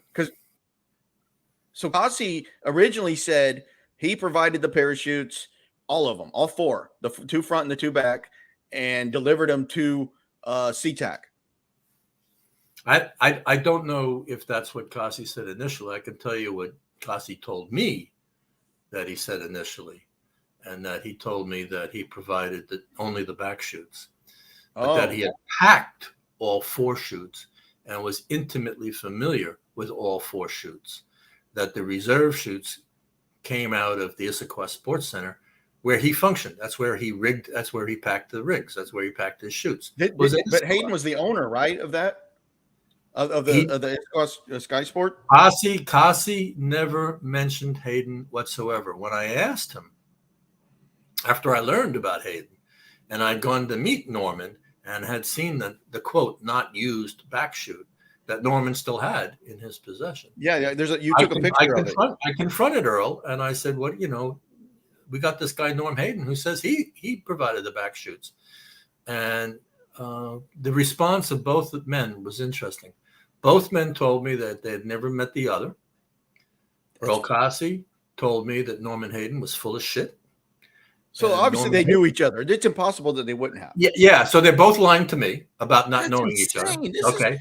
And Norman Hayden and Norman Hayden on the packing card clearly showed that his not used back shoot was packed by Earl Cassie in May or June of 1971. Cassie signed the packing card. Yeah, he signed the packing card. When I asked Norman about that inconsistency, hey, you never met this guy, but he packed your rig? How did that That's scary. He said, I just dropped it off and someone else must have given it back to me. Somebody must have picked it up. But why would they lie? I don't understand why they would lie, especially Hayden. I don't understand what would be in it for him. Both men I would characterize as being unhappy men. When I talked to Earl Cassie, he was going through a divorce. I had the occasion, and he never answered his phone. So whenever I would call, I would talk to his soon-to-be ex-wife, Debbie, or his daughter, and it was like, Dad, there's another reporter who wants to talk to you. There was tension in the house. It was like, when a couple is when you call a family and the parents are going through a divorce, you know how tense and thick that is. Oh yeah, it was just a bad. It's like an electrified chocolate pudding that stinks, that rots. And that's what was in the Cassie household. Yeah. And when I talked to Norman, what I was told was Norman, his family had abandoned him. Norman was living in his factory, in a very nice factory, and he had a very nice apartment. He turned his office into a one-room studio apartment. And instead of actually machining products and conducting the Hayden manufacturing operations, he turned it into one part of his workshop, one of his manufacturing plant was turned into a huge parking lot where you could literally turn around his pickup truck that was pulling a speedboat and a Cadillac and a Mercedes. And he had a lot of vehicles. He had a lot of toys. There was another room that was filled with hundreds of gizmos and toys. It was like somebody's fever dream of model toys and model trains. There weren't any trains, but there were steam engines driving pulleys and ropes and fan belts going in different directions and things spinning. And he'd turn them all on for me. And he was a kid in a Santa's Land workshop. He built every single one of these, and they were beautiful. That's amazing. They were elegant. Norman Hayden was an elegant, lonely man. The only people who visited him were a couple kids walking home from school that would stop in and see what Grandpa Norman was doing. And I was there when they stopped in. And he'd stop talking to me and he'd talk with them, and he had lots of paper airplanes he'd throw around, and strange guy. I tried reaching out. The only family member he talked to was, he said, there's a son that he's going to bequeath all of his stuff to, and he hopes his son will continue a relationship with the Cooper world. Well, that's interesting. And that he hoped that his son would develop a relationship with the Washington State Historical Museum. Ultimately, I don't think that happened. And Norman sold the not used chute to the Historical Museum for $1. Oh, that's good. That's great. That it's 2012. Norman, I believe, and I'm only speculating on this. Norman died a couple of years ago, 2018, I think. in Leavenworth, Washington, and I believe his son, I think he moved in with his son when he couldn't take care of himself anymore in Renton, in his manufacturing plant where he had been living for years. And he died in his son's home, I believe. So yeah, that's crazy. I mean, but did you ever think that Cossie was the FBI guy that they kind of said, hey, we want you to kind of spread the narrative that Cooper was a no pull and you're our parachute guy? And then that all got blown out by Jeff Gray's book. Did you kind of think that at one point that Cossie still do. I still do. You still do? You think Cossie was kind of told by the FBI that this is a no pull? Yeah, if I had to place money on a bet, I would say Cossie was up to his gill slits with the FBI in concocting scenarios that the FBI could do to discredit D.B. Cooper. That he didn't know what he was doing. He died in the jump. He was a no pull. He used a lousy parachute. Yada yada yada. All the things that Larry Carr and all the other agents have been spouting for decades. Forever. Publicly. Yeah, he was inexperienced. I mean, interesting. Cossie, I think, was behind that. I think he was recruited. I think some agent came up to him and, probably some supervisor said, hey, Earl, let's go for a cup of coffee. I got a job for you. Give us some good stuff that we can work with. I mean, it's real stuff. That's parachute stuff. That's technical that we can work with so we can make Cooper go bye-bye. Yeah, and I think that's the FBI's agenda for the past 20 years. As long as I've been involved in the Cooper case, I think the FBI has been active behind the scenes in trying to make Cooper go bye-bye. I think so. The first element was Cossie. The second, and Cossie's death, his murder in 2013, because I think he was going to spill the beans. The second thing was Marla and the most promising suspect. And Eng, I think Eng was pressured, and I think Eng tried to conduct a private, personalized investigation of D.B. Cooper, and so he invented the nom de guerre Al D, and I think Al D for a period of time became very active in the D.B. Cooper investigation, and then suddenly what other people knew. Nobody knows who he is. I think it was Curtis Eng doing an end run around the FBI because he knew the true agenda of the Bureau was to bury the case. And ultimately, in 2016, the SAC, the special agent in command of the Seattle office, Frank Montoya Jr., said, we're burying it. Get the shovels out. Yeah, just get rid of it. It's dead. It's gone. Goodbye. And we'll call the History Channel. I can't prove it, but if I had to make a bet, I would say the FBI was behind the History Channel's documentary in 2016, D.B. Cooper, Case Closed. I think that was a Bureau piece of Bureau public relations. That's fascinating. And I think you're on the right thing. And this campaign, even with Cossie, may have started in the 80s, because I know in the Leonard Nimoy In Search Of, Cossie's in that, and it's on YouTube, and he says that he thinks Cooper probably survived if he got the chute open. And then sometime after that, he's going to no pull. Exactly. He went from he made it to no pull in a matter of years. Yeah, and refused to discuss it. Yeah, which is crazy. And ended up dead. And ended up dead. Yeah, which even I know you asked Larry about that. Larry says, "Oh, I don't think it has anything to do with it." How do you know? It was a weird. I know there was some robberies going on and all that, but it was strange because remember when Cossie got murdered, and I think he was on his driveway, or I think he may have gone back in his garage or something, but he was in the garage. He was murdered in his garage. Now, I almost got arrested at his garage. In fact, I was detained by the head. I remember that now, man. You are the dog in the border. Because there was no yellow tape up. Okay, so it's just Earl Cossie's driveway. It's his house, and the garage doors up, and the detectives are in there. Now, picture this. Earl Cossie had a big, fast Ford, 1958 Ford Fairlane parked in, and the rest of the garage was packed to the ceiling with stuff, boxes and gear and tools and things. And the cops would have to walk like this between the car and the boxes to get into the garage to see where the murder scene was. Mm-hmm. And at the end of the garage, there were a couple steps into the house.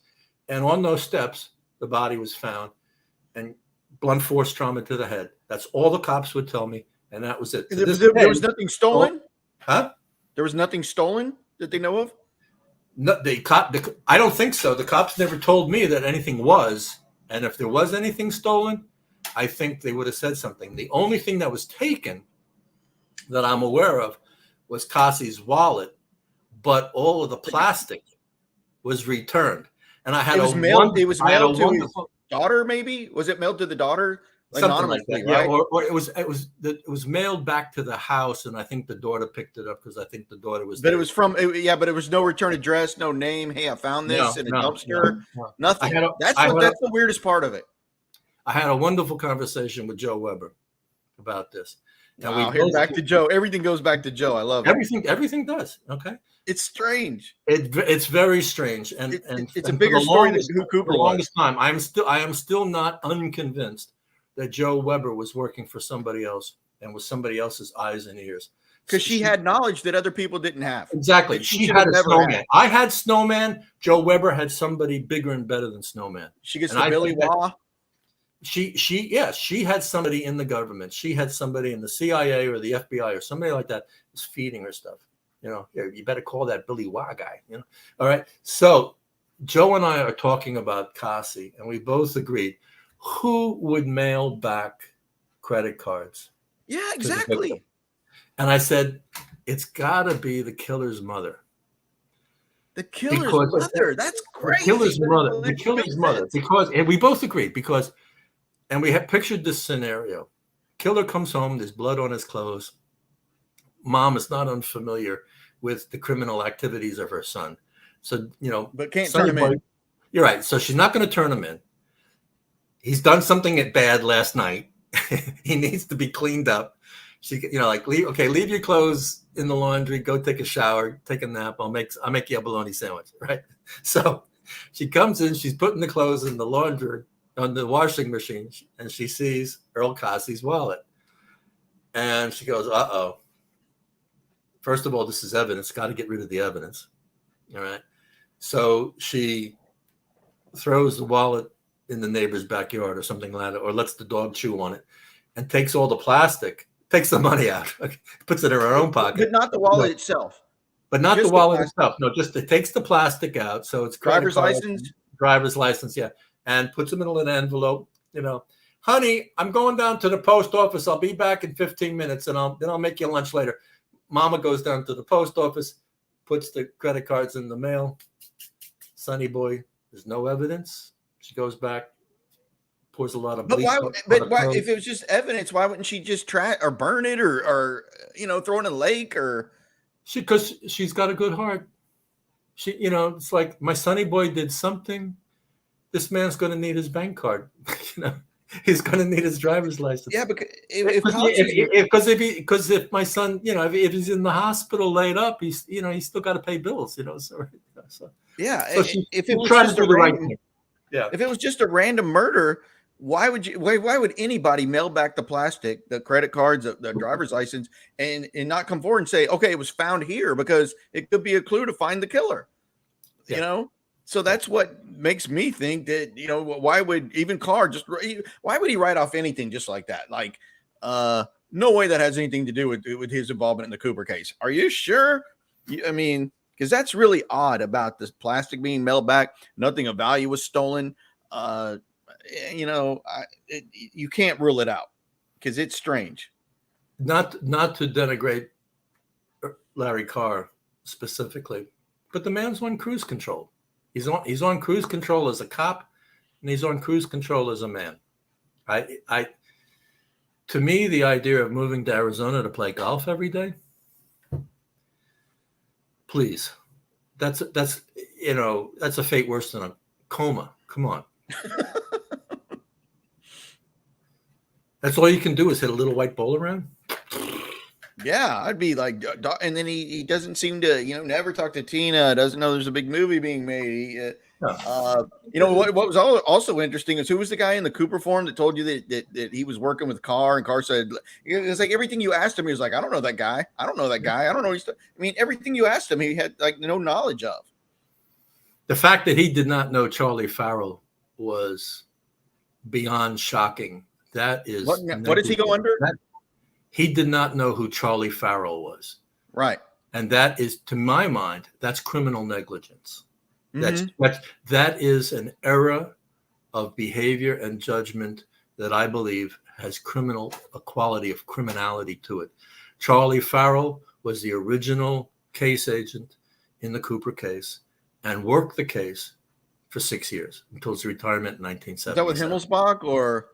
Himmelsbach was a field agent down in Portland and became the public face of the FBI investigation of the Cooper case. And the FBI was happy to let him do it because it took the media attention off of the Seattle office and put everything on the Portland. And it caused huge problems in Portland. Himmelsbach was a tough son of a bitch. He did not take shit from anybody. So anybody in the office who thought, Himmelsbach is making it, did you see Himmelsbach on TV last night? He was on the 11 o'clock. He was talking about, oh, fuck him, he thinks his shit doesn't stink.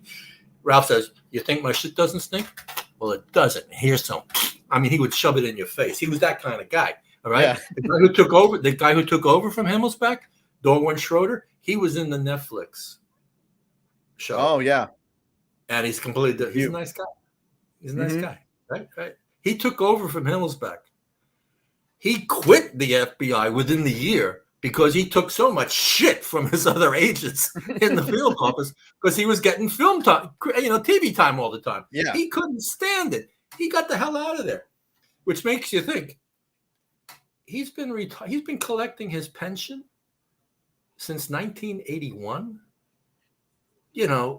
That's a lot of money he got for being a retired agent. He's getting 70% of his pay. It's like $60,000 a year just to be on retirement. Whoa. Yeah.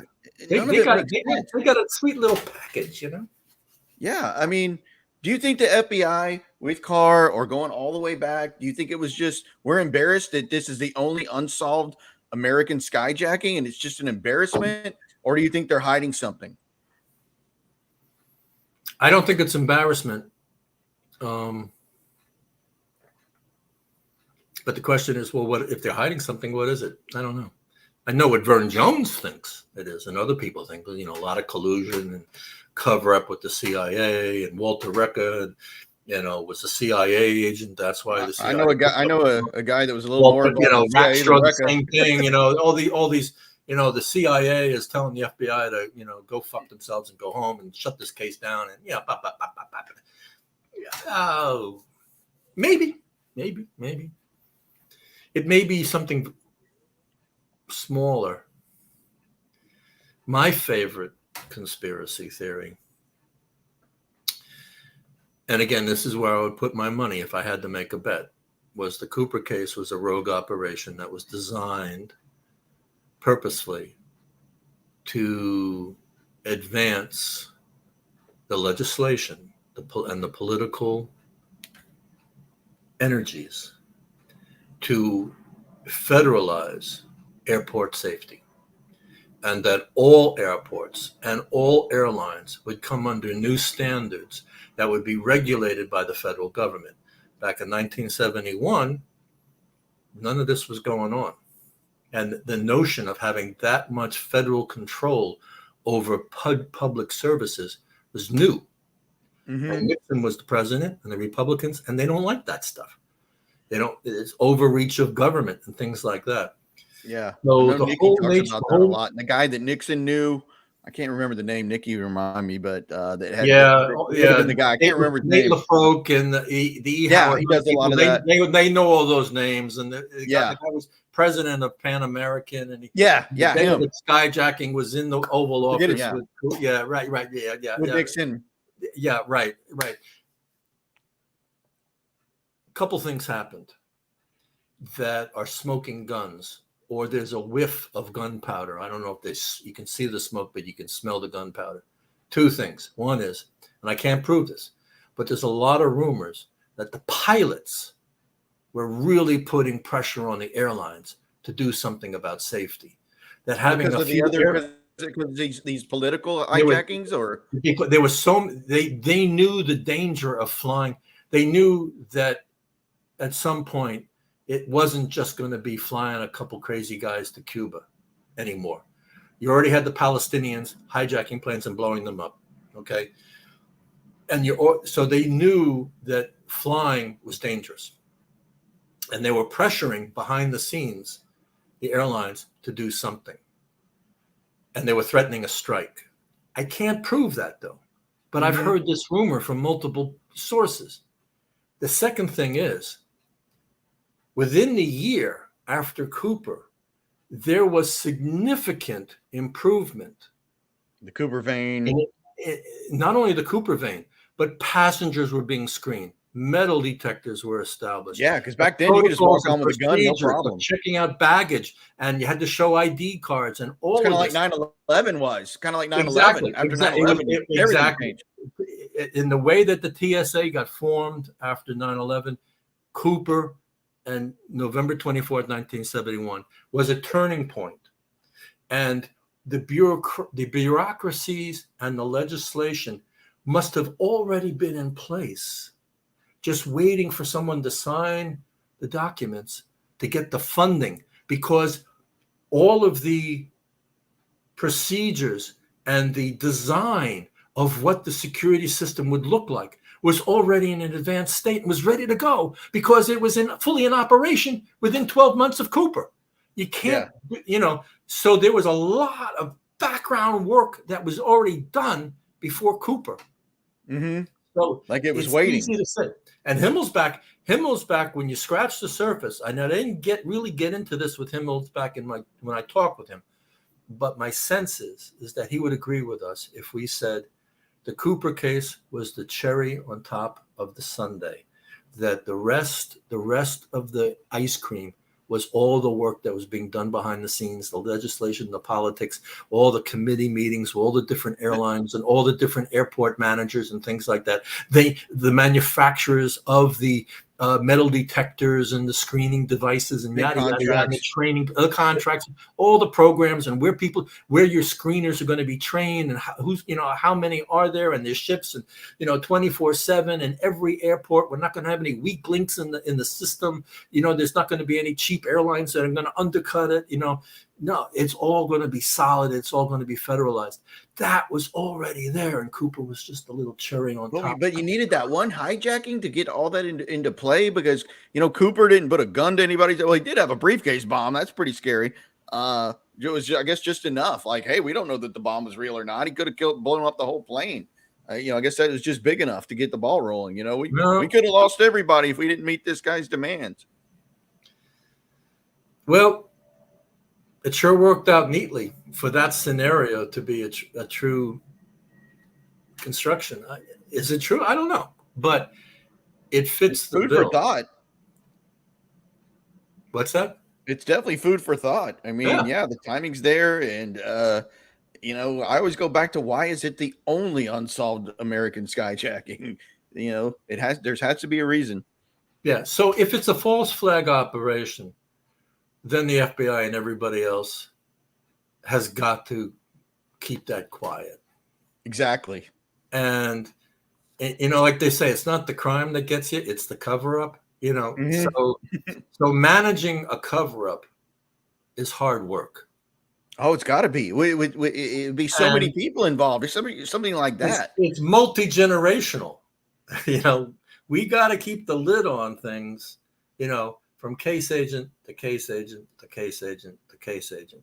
Yeah, that could explain a lot of the weird stuff that goes on in Cooper world that you've experienced more than anybody, with all the strangeness. And you described it once. I can remember, what's up is down and down is up, and everything, not just the Tina bar, but anything Cooper, suspects, players. It's just, everything is bizarre. You got your emails hacked, just the strange stuff that happens. I mean, Darren has experienced a lot of this. There's no explanation for it. The Joe Weber thing is fascinating. I mean, how she was getting this information is mind-blowing, because she's just basically this kind of a loony lady who believed her husband was DB Cooper because he confessed to her, is suddenly getting access to things. That there's a reason. Yeah. So Joe Weber and I, we called this, we think that there was somebody, a figure that was appointed, in the same way, like, he's, the president appoints some politician to be the czar on the war on drugs. Well, I think Nixon appointed somebody to shepherd the cover-up, the D.B. Cooper cover-up. And Joe and I agreed on that. And she called him the puppet master. And I think that's a good term. Now, whether it was just one individual or it was passed down like father to son or father to daughter, which is how a lot of these things work in the world of intelligence and covert operations. It's a family business. Because you're only going to trust your own, that kind of thing. Mm-hmm. And so there were a couple puppet masters, and those puppet masters kept the lid on things. And when there'd be a change of case agent, they would, in the shadows, lose the evidence, or misfile it or something like that, or, don't go looking there. So the cigarette butts go missing, the hair follicles go missing. Explains a lot. The shards from Tina Bar. And while you'll never find out who Cooper was, we can't let you find out who he was. Oh, the midnight oil was burned seriously, I believe, in Washington, D.C. in 2013. In March and April of 2013, what are we going to do with the Earl Cassi problem? He's been outed. Fascinating, Bruce. He got outed by Jeffrey Gray inadvertently as part of the make the D.B. Cooper story go away. I think Jeffrey was recruited, even though Larry said no. Jeffrey came to us. I think the FBI went to Jeffrey to out Cassi. To write a book.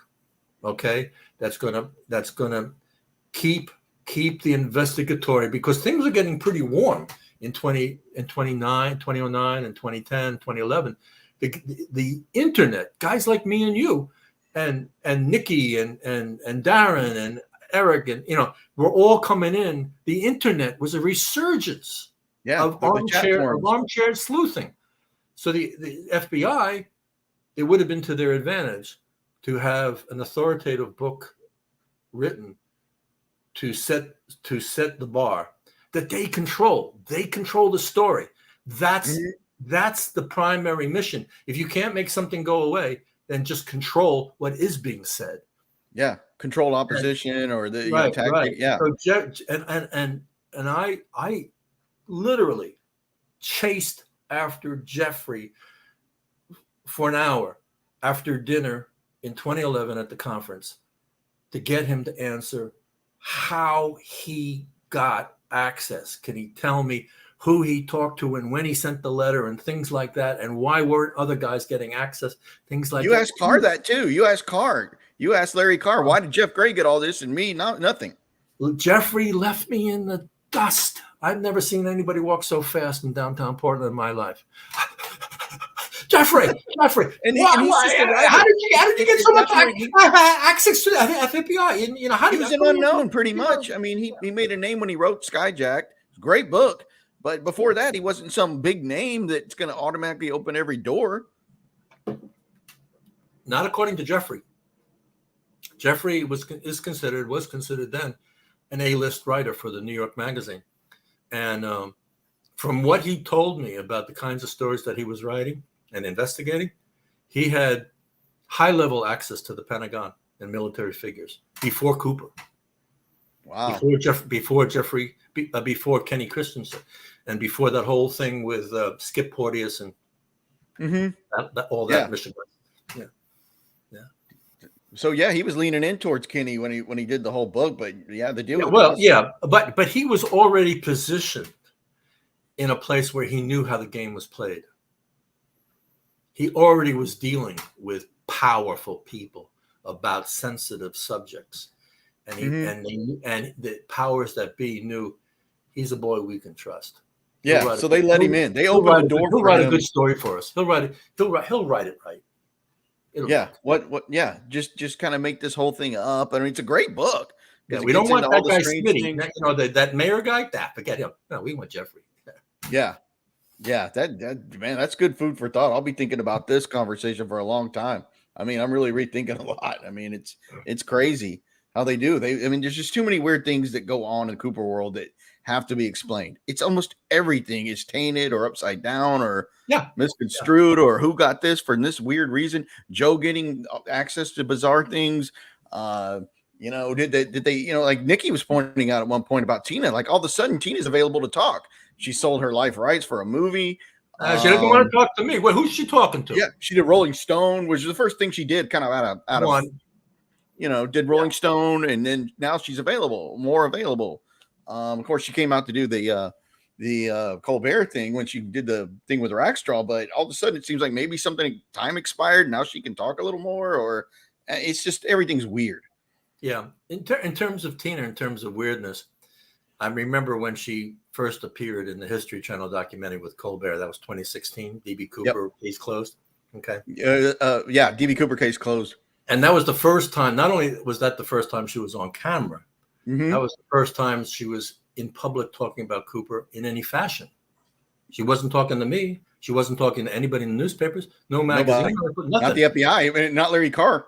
She went from 0 to 60. Boom. Yeah. In 2016. And we saw that she looked like a fragile woman. She walked slowly, had a very flat affect. She spoke softly, carefully, and was not very dynamic, and not a whole lot of energy. I talked to the producers and I said, you know, she looked pretty flat to me. What was she like, you know, when you were dealing with her off camera? And they would say, oh, she was fine. We went out to dinner. She was a ball of laughs. I said, are you fucking kidding me? Really? Tina Mucklow was a ball of laughs? Come on. You know, nah. She's a former nun. You know? Yeah, the Carmelite. I've been to her house. She's not dancing to UB40. You know, she's got Enya. Yeah, she's got Enya on the stereo. And over time, by the time she got to the HBO, BBC, The Mystery of D.B. Cooper, she was pretty bright. She said, oh, you know, 48 years ago, I was hijacked. And people, my phone started ringing and ran off the hook. Did you see Tina? Man, she really has come alive. What do you think? Yeah. She got a boyfriend? I said, maybe. Maybe she's in therapy. She cleaned up all the PTSD. Maybe. Maybe she's on drugs. Mm-hmm. Maybe, you know, maybe she's drinking. Maybe all of the above. Yeah, maybe. Yeah. It was remarkable. It's ironic to see how much public scrutiny there is of Tina Mucklow, and how much people are reading the tea leaves in the teacups that Tina Mucklow leaves behind for us, and how and people still do. I got a phone call out of the blue from a guy, and I'm not sure where he is. I think he may be in Houston, and he's uncovered a lot of newspaper clippings from Tina as a youth when she was a kid growing up. Wow! Is this recently you found out about this, or what? This guy, and it's like, you know, is this a couple days ago? A couple days. Is this guy a troll or just cow. Or what's going on? I called Galen. I said, "Do you know anything about this guy?" And you better be careful, you know. And so I called him up and started chasing him down. And as it turns out, he's a professional investigator for a company that specializes in cold cases and resolving for families that have a family member that is killed, and the case is cold, and they're looking for resolution. So it's kind of like a private investigator firm, but it's more of a corporate. It sounds like he's digging into Cooper or something else. And he personally, using his skills and probably the company's computer, but I don't know about that, you know, was able. He has access beyond what most people have, because they buy all the software and are on all the websites, so you can get the reverse phone numbers and the address and the cell phone numbers, and, you know, and do all of that stuff. And guys like me can do it, but man, we'd be shelling out $20 here, $20 there, and by the end of the day, it's $100. Oh yeah, I always jump on free trials when I can. Oh yeah, I give up on it. If I can't, sometimes I forget and I got to fight it with a credit card. As long as I can find it, you go broke. Yeah, if I can find the city for free, that's great. Then I'll call, you know, the local information. If not, I'll talk to a guy like you or Nikki or somebody, or Galen, somebody. You know, when next time you're down in Detroit, can you check out? I'm in Houston. Yeah, you're right. So you're going to look for my missing cousin down in Houston. Yeah, absolutely. Send it to me. Yeah. But is this other guy? So did he found? So was there anything interesting in that? Like, what was he digging through her stuff as a young person to see if she would ever be someone that would be capable of being in on a cover up or that kind of thing? No. Or We it's need, something totally unrelated to Cooper? I don't think it's. The short answer is no. The bigger answer is, who is Tina Mucklow? And what is going on? And I believe to this day, and Galen and I always still believe this, and we always believe that the more that we know about Tina Mucklow and why she does what she does and why she doesn't do what she doesn't do, we will know more about the mystery of DB Cooper. Wow, this is my mind's getting blown. I mean, not that she's in on it, not that this is a conspiracy. This is just the dynamics of human nature. We will know more about who she was because she was with Cooper for 5 friggin' hours. Yeah, she's the only way. Right. She's the only way to put Cooper on the plane is she lit his cigarettes. Come on. Mark Metzler will remind me. Yeah, I love Ted Braden. He could do it easily, but you can't put him on the plane. Well, you can't put anybody on the plane, or we wouldn't be talking right now. It'd be over. But she's the only way to do that if we don't have the hair, we don't have the cigarette butts. What else do we have? Well, I mean, maybe we do. Can't remember anything. Yeah, well, hopefully somebody in Las Vegas is going into the basement to look for those 1A files that may not be attached to a DB Cooper file, according to Larry. And why Larry isn't spending his retirement down in Las Vegas? Come on, Larry, get off your fat ass and don't play golf for 3 days and camp out in the basement of the FBI office in Las Vegas and go looking for this stuff. Come on. Come on. How much, but you don't want to. Why don't you want to? Jeez. I would. I know Lisa volunteered for that work. I think Lisa should go knock on their door. She said, "Hey, I'm Lisa. We're going to get you down there, Vegas. And I'm here to camp out. I'm here to camp out down in your office. I'm looking for the cigarette butts from the DB Cooper case. They're missing. Lisa's persistent. She's that's like taking the bulldog off the chain. Lisa, go down there and take care of business. Come on." Yeah. Ross is asking, was there any fallout from your car interview? I mean, that'd be from either Carr himself or any of the guys from the boards or anything. Was there any fallout yet? That's a good question, Ross. Noises at my front door this afternoon when I was trying to take a nap, but other than that, no. But you're not in your usual spot though either. No. There's been no fallout from the Cooper from the Carr interview, but there has been significant fallout from what I said at the Cooper conference in November about alien abductions and the woo-woo. That has rubbed some people seriously wrong. And there is a campaign to smear my reputation and my writing. Because of the woo-woo stuff? Yes. Specifically having sex with aliens. It's like in some people in their mind that completely discredits me as an expert on DB Cooper. So anything you ever found out about the case or knew or met, you just go throw it all out. Yeah, and it has continued, and they've gone in and they say, Bruce's book, DB Cooper and the FBI, published by Moonshine Cove Publishing in Abbeville, South Carolina. It's not Random House. It's not Simon & Schuster. He can't even get himself published by a legitimate publisher. That kind of crap. Or ridiculous. Yeah. Oh, how come none of Mr. Smith's writings are cited in Dr. Edwards' book? If the mayor knows so much, how come Bob Edwards didn't even mention him once? Which is a question. That doesn't mean a damn thing. Well, it means it's an excuse, it's an explanation, it's a rationalization from some people. And this is the first. I've been talking about having sex with aliens for a very long time, for 30 years. And this is the first time I've gotten any pushback. Yeah, because they don't like what you're saying about in the Cooper world. Yeah. And I think after tonight, look, yesterday when I told my therapist that I think there's a potential that in 2 years I won't be a human being anymore, that I won't be Homo sapiens, I'll be Homo galacticus or something like that. My therapist couldn't even comment. he said nothing. You left him stunned, Bruce. He That's what makes you Bruce. He was just he didn't even say okay. Just he. Nikki says writing's on the wall, Bruce. Yeah, right. So if I disappear, maybe the aliens took me, or the FBI wants to shut me up because they know the aliens. I'm going to lean towards that too. Yeah, right. They don't want you talking anymore. Yeah, that's got to be it. I mean, I don't know. It's fascinating. All of it's fascinating. There's something funny going on. The craziest woo-woo is in the FBI world and people that don't want you talking about this case.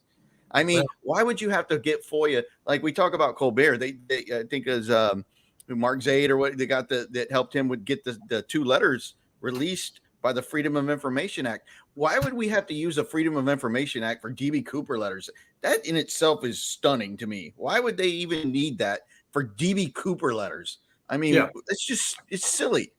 All the documentation on Cooper, we own that. It's our stuff. We paid for all of those documentations. The FBI is just the gatekeeper, and they're still acting like it's their stuff. Like, we don't know, we're not going to share. We're not going to give it to you. No. It's ours. We bought it. You gave it up. Yeah. You closed the case. You're gone. Go away. Go home. It's ours now. And why does it I need got to to say this for Colbert. As slimy as he is, and I believe he really is slimy. And the fact that he hasn't talked once to Jim Forbes since they did the filming on Rackstra 5 years ago. Yeah, he said that in the show. Unconscionable in my value system. Yeah, that's bad. But Colbert busted open the FBI's door, and they started giving us. He did. They may have redacted every goddamn thing, but the documents. Come on, there's stuff there, and Colbert did it. Yeah, that should never be totally lost. He did do that, and that's a great thing. I don't know how he did it. Ole Miss Club, where was Braden on Thanksgiving? His wife certainly didn't recall him being home that day. I'll tell you that. Nikki says, what does Bruce think about Eric getting RH's files from his family? Ralph Himmelsbach? Himmelsbach. I didn't know that Eric got Himmelsbach's files from his family. You just released some news, Nikki. All right. It's great. That's cool. Give me copies. Come on. Yeah. That was in my remote viewing. I don't know if I wrote this in my book, but the first thing I did in remote viewing was I went to Ralph Himmelsbach to see what he had in the files, to see if the shards were there, because there were a lot of rumors that he took the money that the feds found on the beach as a personal souvenir. A lot of rumors on that, and I went in remote viewing, and I couldn't find a thing. When I went in there, all the file cabinets were empty. There was nothing. Yeah. I said, "Oh my God." I think you were doing it right when you saw Braden leaving the plane, because you know where I'm coming from, and I think you saw it right. I think Ted was sending you a message. Yeah, and the screenwriters for the Loki stuff stole that right out of my book. The remote viewing? Yeah, because I end the remote viewing chapter with a dream that I had about DB Cooper, that in my remote viewing that I physically am on the plane and I'm walking down the aisle dressed as I normally am, like for the Pacific Northwest, where I'm wearing a lot of polar fleece and, flannel shirts and kind of baggy and everything like that. And I have my journalistic lanyard. I have my credentials around my neck. And I walked down the aisle, and I come to 18E, and I said, "Excuse me, Mr. Cooper, do you mind if I sit down?" And he says, "Yeah." So I sit down next to him, and he looks me up and down. And he says, "You're not from this time, are you?" And I said, "No, I'm not." He said, "Well, then you're my ticket out of here, kid." That's how I ended the remote viewing chapter. And I think the screenwriters down in Hollywood who are writing the Loki stuff picked that right up and just wrote Loki right into it. And I think it's beautiful. I wish they would have given me a call and said, "Hey, thanks, Bruce. Here's $50." Yeah, we're stealing your stuff. Yeah, right. But anyway, I don't know. I mean, that's great stuff, Bruce. Thank you. I really appreciate you coming on, man. This has been a lot of fun. It's more than I ever knew. I mean, a lot has come out that I didn't even know, and just rethinking a lot of things. I mean, it's just so big, and and everything you're into is just awesome. It's just open. It does open your mind, to so many things going on out there. And I think that's the beauty. That's the beauty of the DB Cooper case. There's a lot of fascinating mysteries out there. Alcatraz and Black Delilah and JFK. But the Cooper case, you can really wrap your head around it and really become very knowledgeable in a relatively short period of time. Read a couple books, within a week, you there's go on new vacation, people coming in all the time. Right. If you had COVID and you start watching Cooper videos and read a couple Cooper books, by the time COVID is gone, you're an expert on Cooper. I mean, you're in the vortex, and you're deep in the vortex because you're going, oh wow, Tina, the convent, the money. You could just pick anything. You could the Tina bar. Oh my God! Was Cooper sending a message to Tina? Is that why the money was found on the Tina bar? Oh right. Because she's in a hospital just up the river from. Right. What was she? Yeah. Why was Tina hospitalized? It's crazy, but there's your new nugget on Tina. She had a cousin named Morris Muglow that was a jumper in Nam. Okay. And I love all the connections too. Did you know that Richard Floyd McCoy was sport jumping in Germany in the early '60s when another guy was sport jumping with the Golden Arrows team, Ted Braden? I mean, those guys were probably in pretty close proximity. And in the Army, there wasn't a whole lot of sport jumping going on at the time.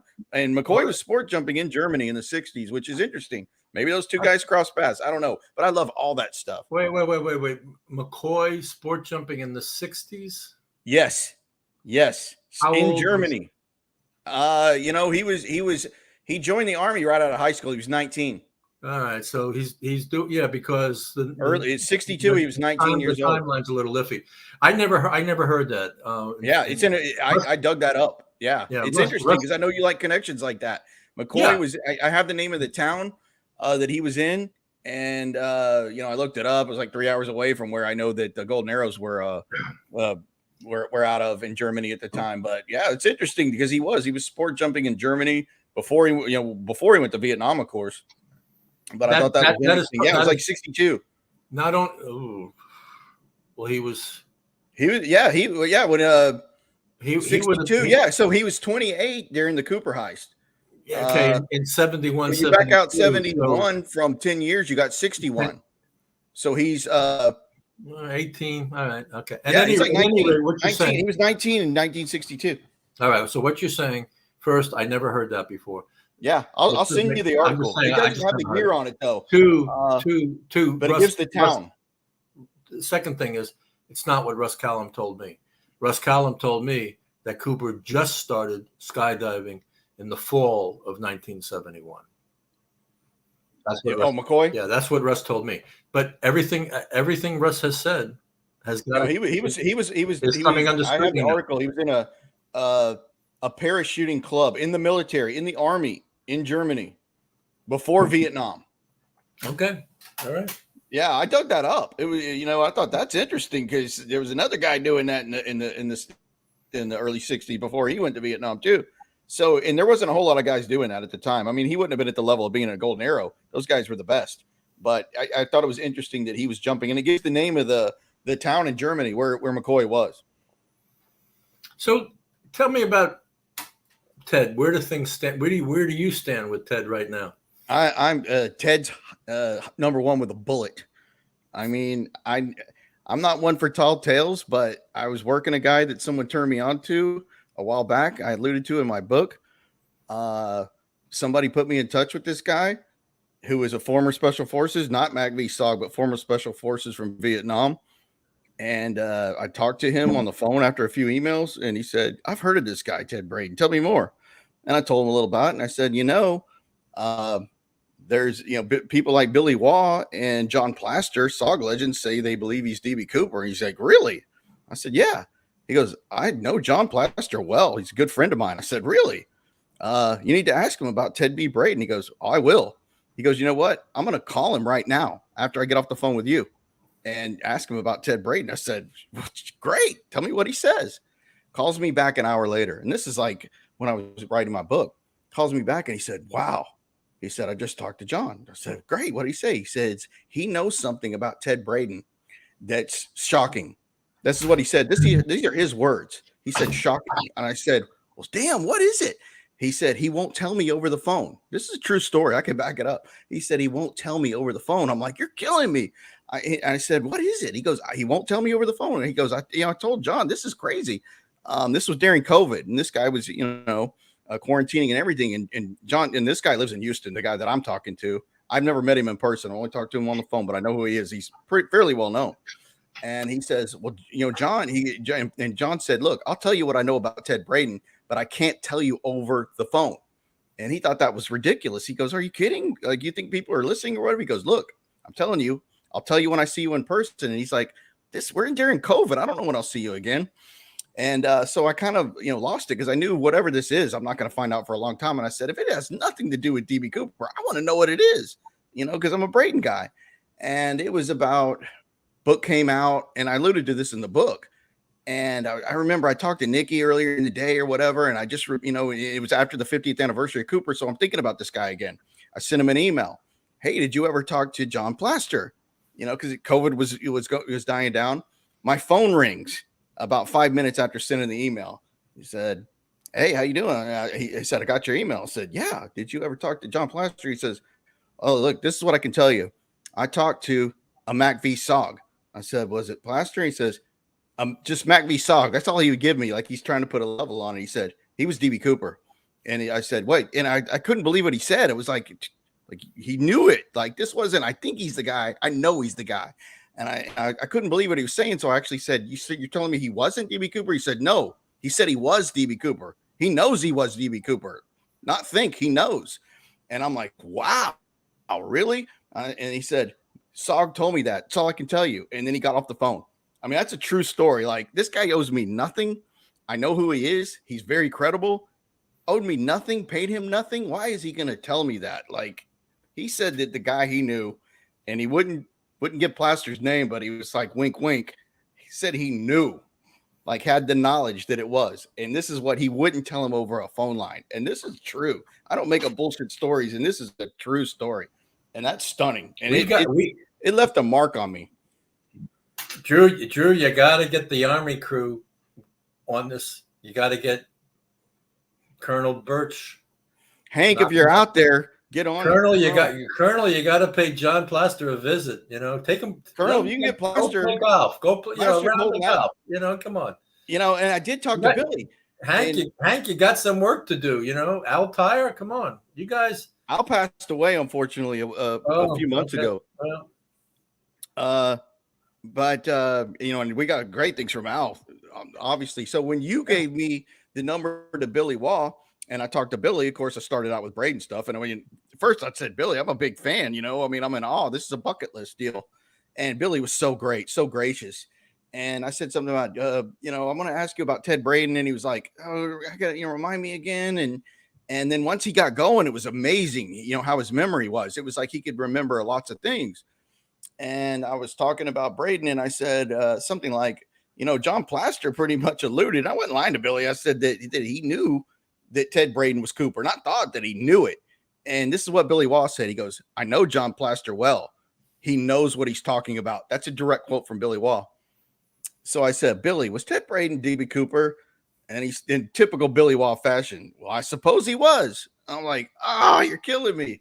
But it was a great conversation. I mean, coming from Billy, but Billy was kind of like, yeah. And then I said, well, people say he was a little too short to be Cooper. And Billy's like, he literally laughed at me. I said, are you kidding? You don't know anything about us, do you? Like, that meant we don't. No, that's very true. Drew, you got to get Billy or Hank Birch or all of them to go to, and you got to go to John Plaster's house, knock on his door, and find out. You got to chase this down. You got to nail it down. That's a big one. I mean, I wrote it in my book. I don't think it gets any bigger than that. He wouldn't say it on the phone, Bruce. I know. I'm like, I know. I can't make this shit up. I've got the emails, but he was going to give who a little bit of plausible deniability, because he was told, hey, I'm only going to tell you this in person. Of course, this person that I talked to, I knows John Plaster. There's no doubt about that. This guy's pretty well known. ex-special forces, not SOG, but well-known guy, writes books on, Vietnam and different things, and known guy, very respectable guy out in the community of former special forces guys, in the reunions and all that. He's a well-known guy. So he's got to have a little bit of buffer between, hey, John, I just leaked you to throw a bone to this dude in Houston. And it was like, hey, I'm throwing you a bone. Yeah, that's it, and he did. He's like, he said he didn't think he was good. He said he knew it. And it makes some sense, Bruce, because why do all the SOGs always point to Braden? There was 1,200 MACV SOGs. Most of those guys could have made that jump at night. They were all trained to jump at night into water, going down jumping into Nam under fire and stuff like that. Why was always Braden's name pulled up? Because the guys at the top knew it was him, and it filtered down. That's my opinion. Jason Hardy seems to agree. But that's a true story. So Hank, if you're listening, it's John Plaster, Plastic Man, Vietnam, MACV SOG. He's still around, and Plaster's in great shape. I think he'll be around for a while. He might not make it as long as Singlaw, but he'll be around. Well, I encourage you to be forceful and deliberate and dogged and chasing. You got to talk to Plaster directly, Major Plaster. Yeah, I'd love to, but if he's not going to tell his close friend that over the phone, why is he you got to find a way? You got to find a way. Unless Plaster's on his deathbed and is going to say, "Okay, Drew, you got." This guy threw me a bone. He threw me a bone. I mean, he's like, okay, he knows it. And it was about Cooper. It's because it's not he thought it was Braden. He said he knows it is. I mean, like, he's at the top level. Like, Singlaub knew it. Of course, John Singlaub is going to know everything. Why did Braden get such a big break out of Fort Dix? Why did Braden get a general discharge after desertion from Vietnam? I mean, Harold K. Johnson, Hank, this all comes from Hank Birch, who was listening tonight. And I mean, Hank may have stopped listening at one point, but he'll finish the show later. Colonel Hank Birch knows that Harold K. Johnson intervened on Braden's behalf to stop the court martial. Harold K. Johnson was the secretary of the Army or whatever. He was the Army Chief of Staff. Army Chief of Staff. Yeah, the Army Chief of Staff, highest level person in the Army. The only person higher than him was the President of the United States. Is intervening on Ted Braden's behalf. I mean, he's got the protections. Yeah, and people like Plaster. Billy Waugh, I'm sure Billy knows, but even Billy's going to keep some secrets. Well, I think Billy's also going to be careful. I think all these individuals we're talking to have to be thoughtful and careful. Drew, I got to tell you, we've been flapping our gums for almost 3 hours. I know. This has been great, Bruce. This is epic. And I'm getting tired, to be honest. Yeah, with you. I am too. But this is just this was God knows what the audience is. I mean, who knows what the fallout will be from this? Right. So you may have to edit this and put it into bite-sized chunks, because I think 3 hours. I know I wouldn't. It might crash YouTube. Yeah. Well, anyway. But anyway, thanks for coming on, Bruce. I want to remind everybody, though, that the links to Bruce's book are in the description. The link to the Mountain News, the Kindle version of Bruce's book, and they call it the D.B. Cooper Bible for a reason, because this is the book you have to start with to know the case. There is some woo-woo in there, which is what makes it even better. But they call it the Bible in the D.B. Cooper case for a real good reason. So this is where you want to start. Anybody new to the case that's coming in off the documentary that you were in, that's the book I recommend right there. You're going to have, obviously you learned a lot in this video, but that book is going to give you everything you need. Okay. I just want to clarify what kind of woo-woo and how much woo-woo is in the book. Not crazy woo-woo. There's no alien sex in the book. Right. There's no aliens. There's no sex with aliens. None of that's in the book. What's in the book is a chapter on my efforts to use remote viewing techniques to find out what happened November 24th, 1971, the night of.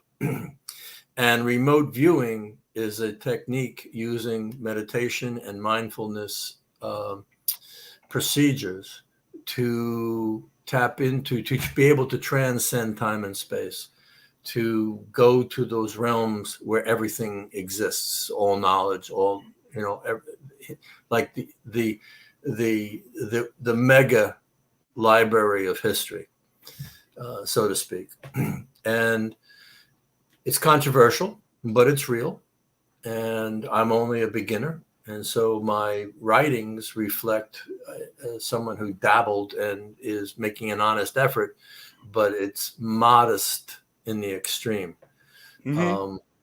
And I often say, when people ask me, do you think the case is ever going to be solved? And I say, yes, I do.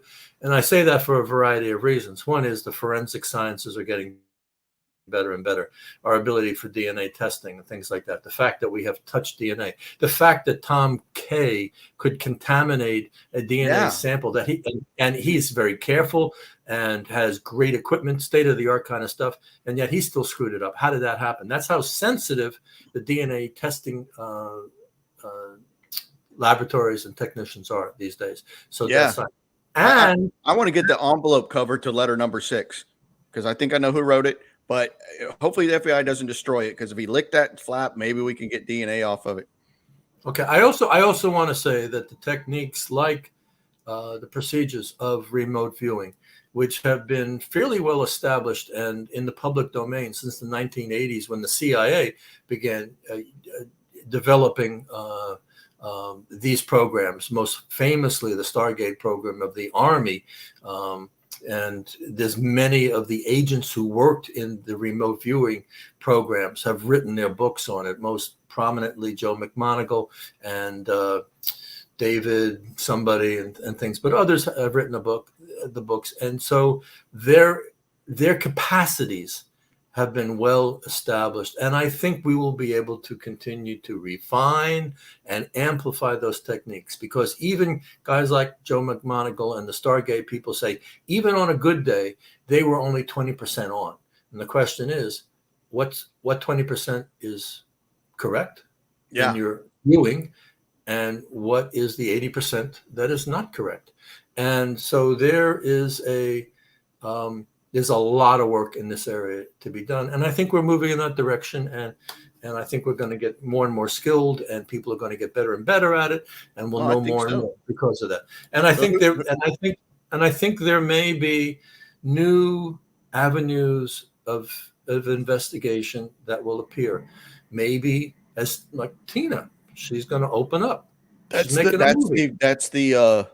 We'll see new things. We may be able to have a new avenue of conversation with her, and that will trigger new insights and things. Yeah, so the movie's going to be a great opportunity. Yeah, the case is not going away.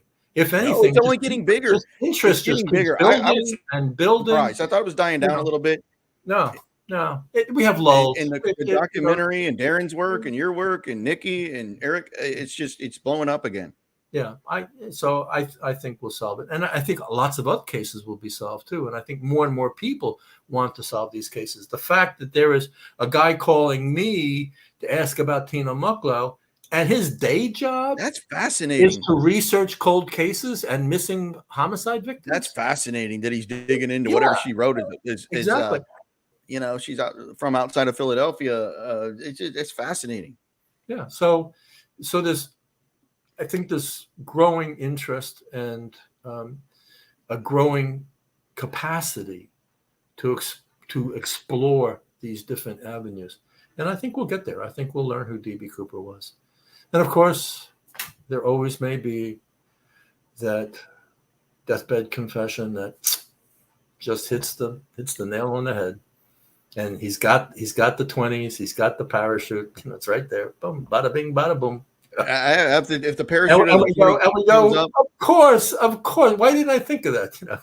Yeah, There's always hope. There's always hope, and I'm holding out for it. But man, it's been fun, Bruce. We have to do it again soon, because this is like you get sucked into the vortex. It just goes on forever. It's a fun addiction.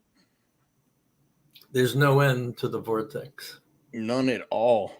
No. All right, Bruce. But thanks, Drew. Have a good night. I appreciate it, man. It's been good. You definitely send me that information on your family and anything you find out about Tina's. I mean, I'm chomping at the bit for that. I know Nikki's already probably going to be messaging you after. So, what do you got? What do you got?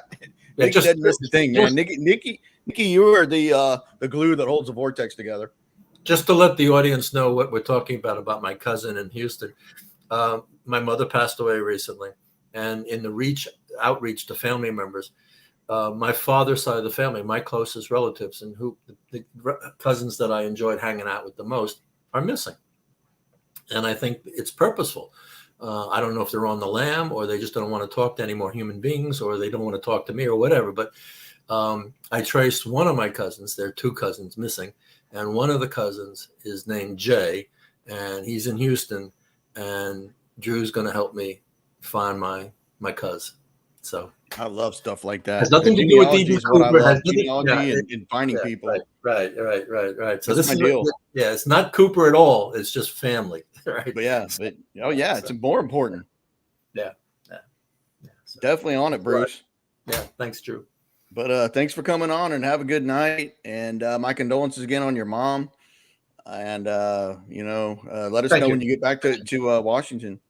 Oh, always. All right. Thanks, Bruce. Have a good night. I'll keep you posted every step of the way. Good night. All right. Thanks. Good night, everybody. Bye, everybody.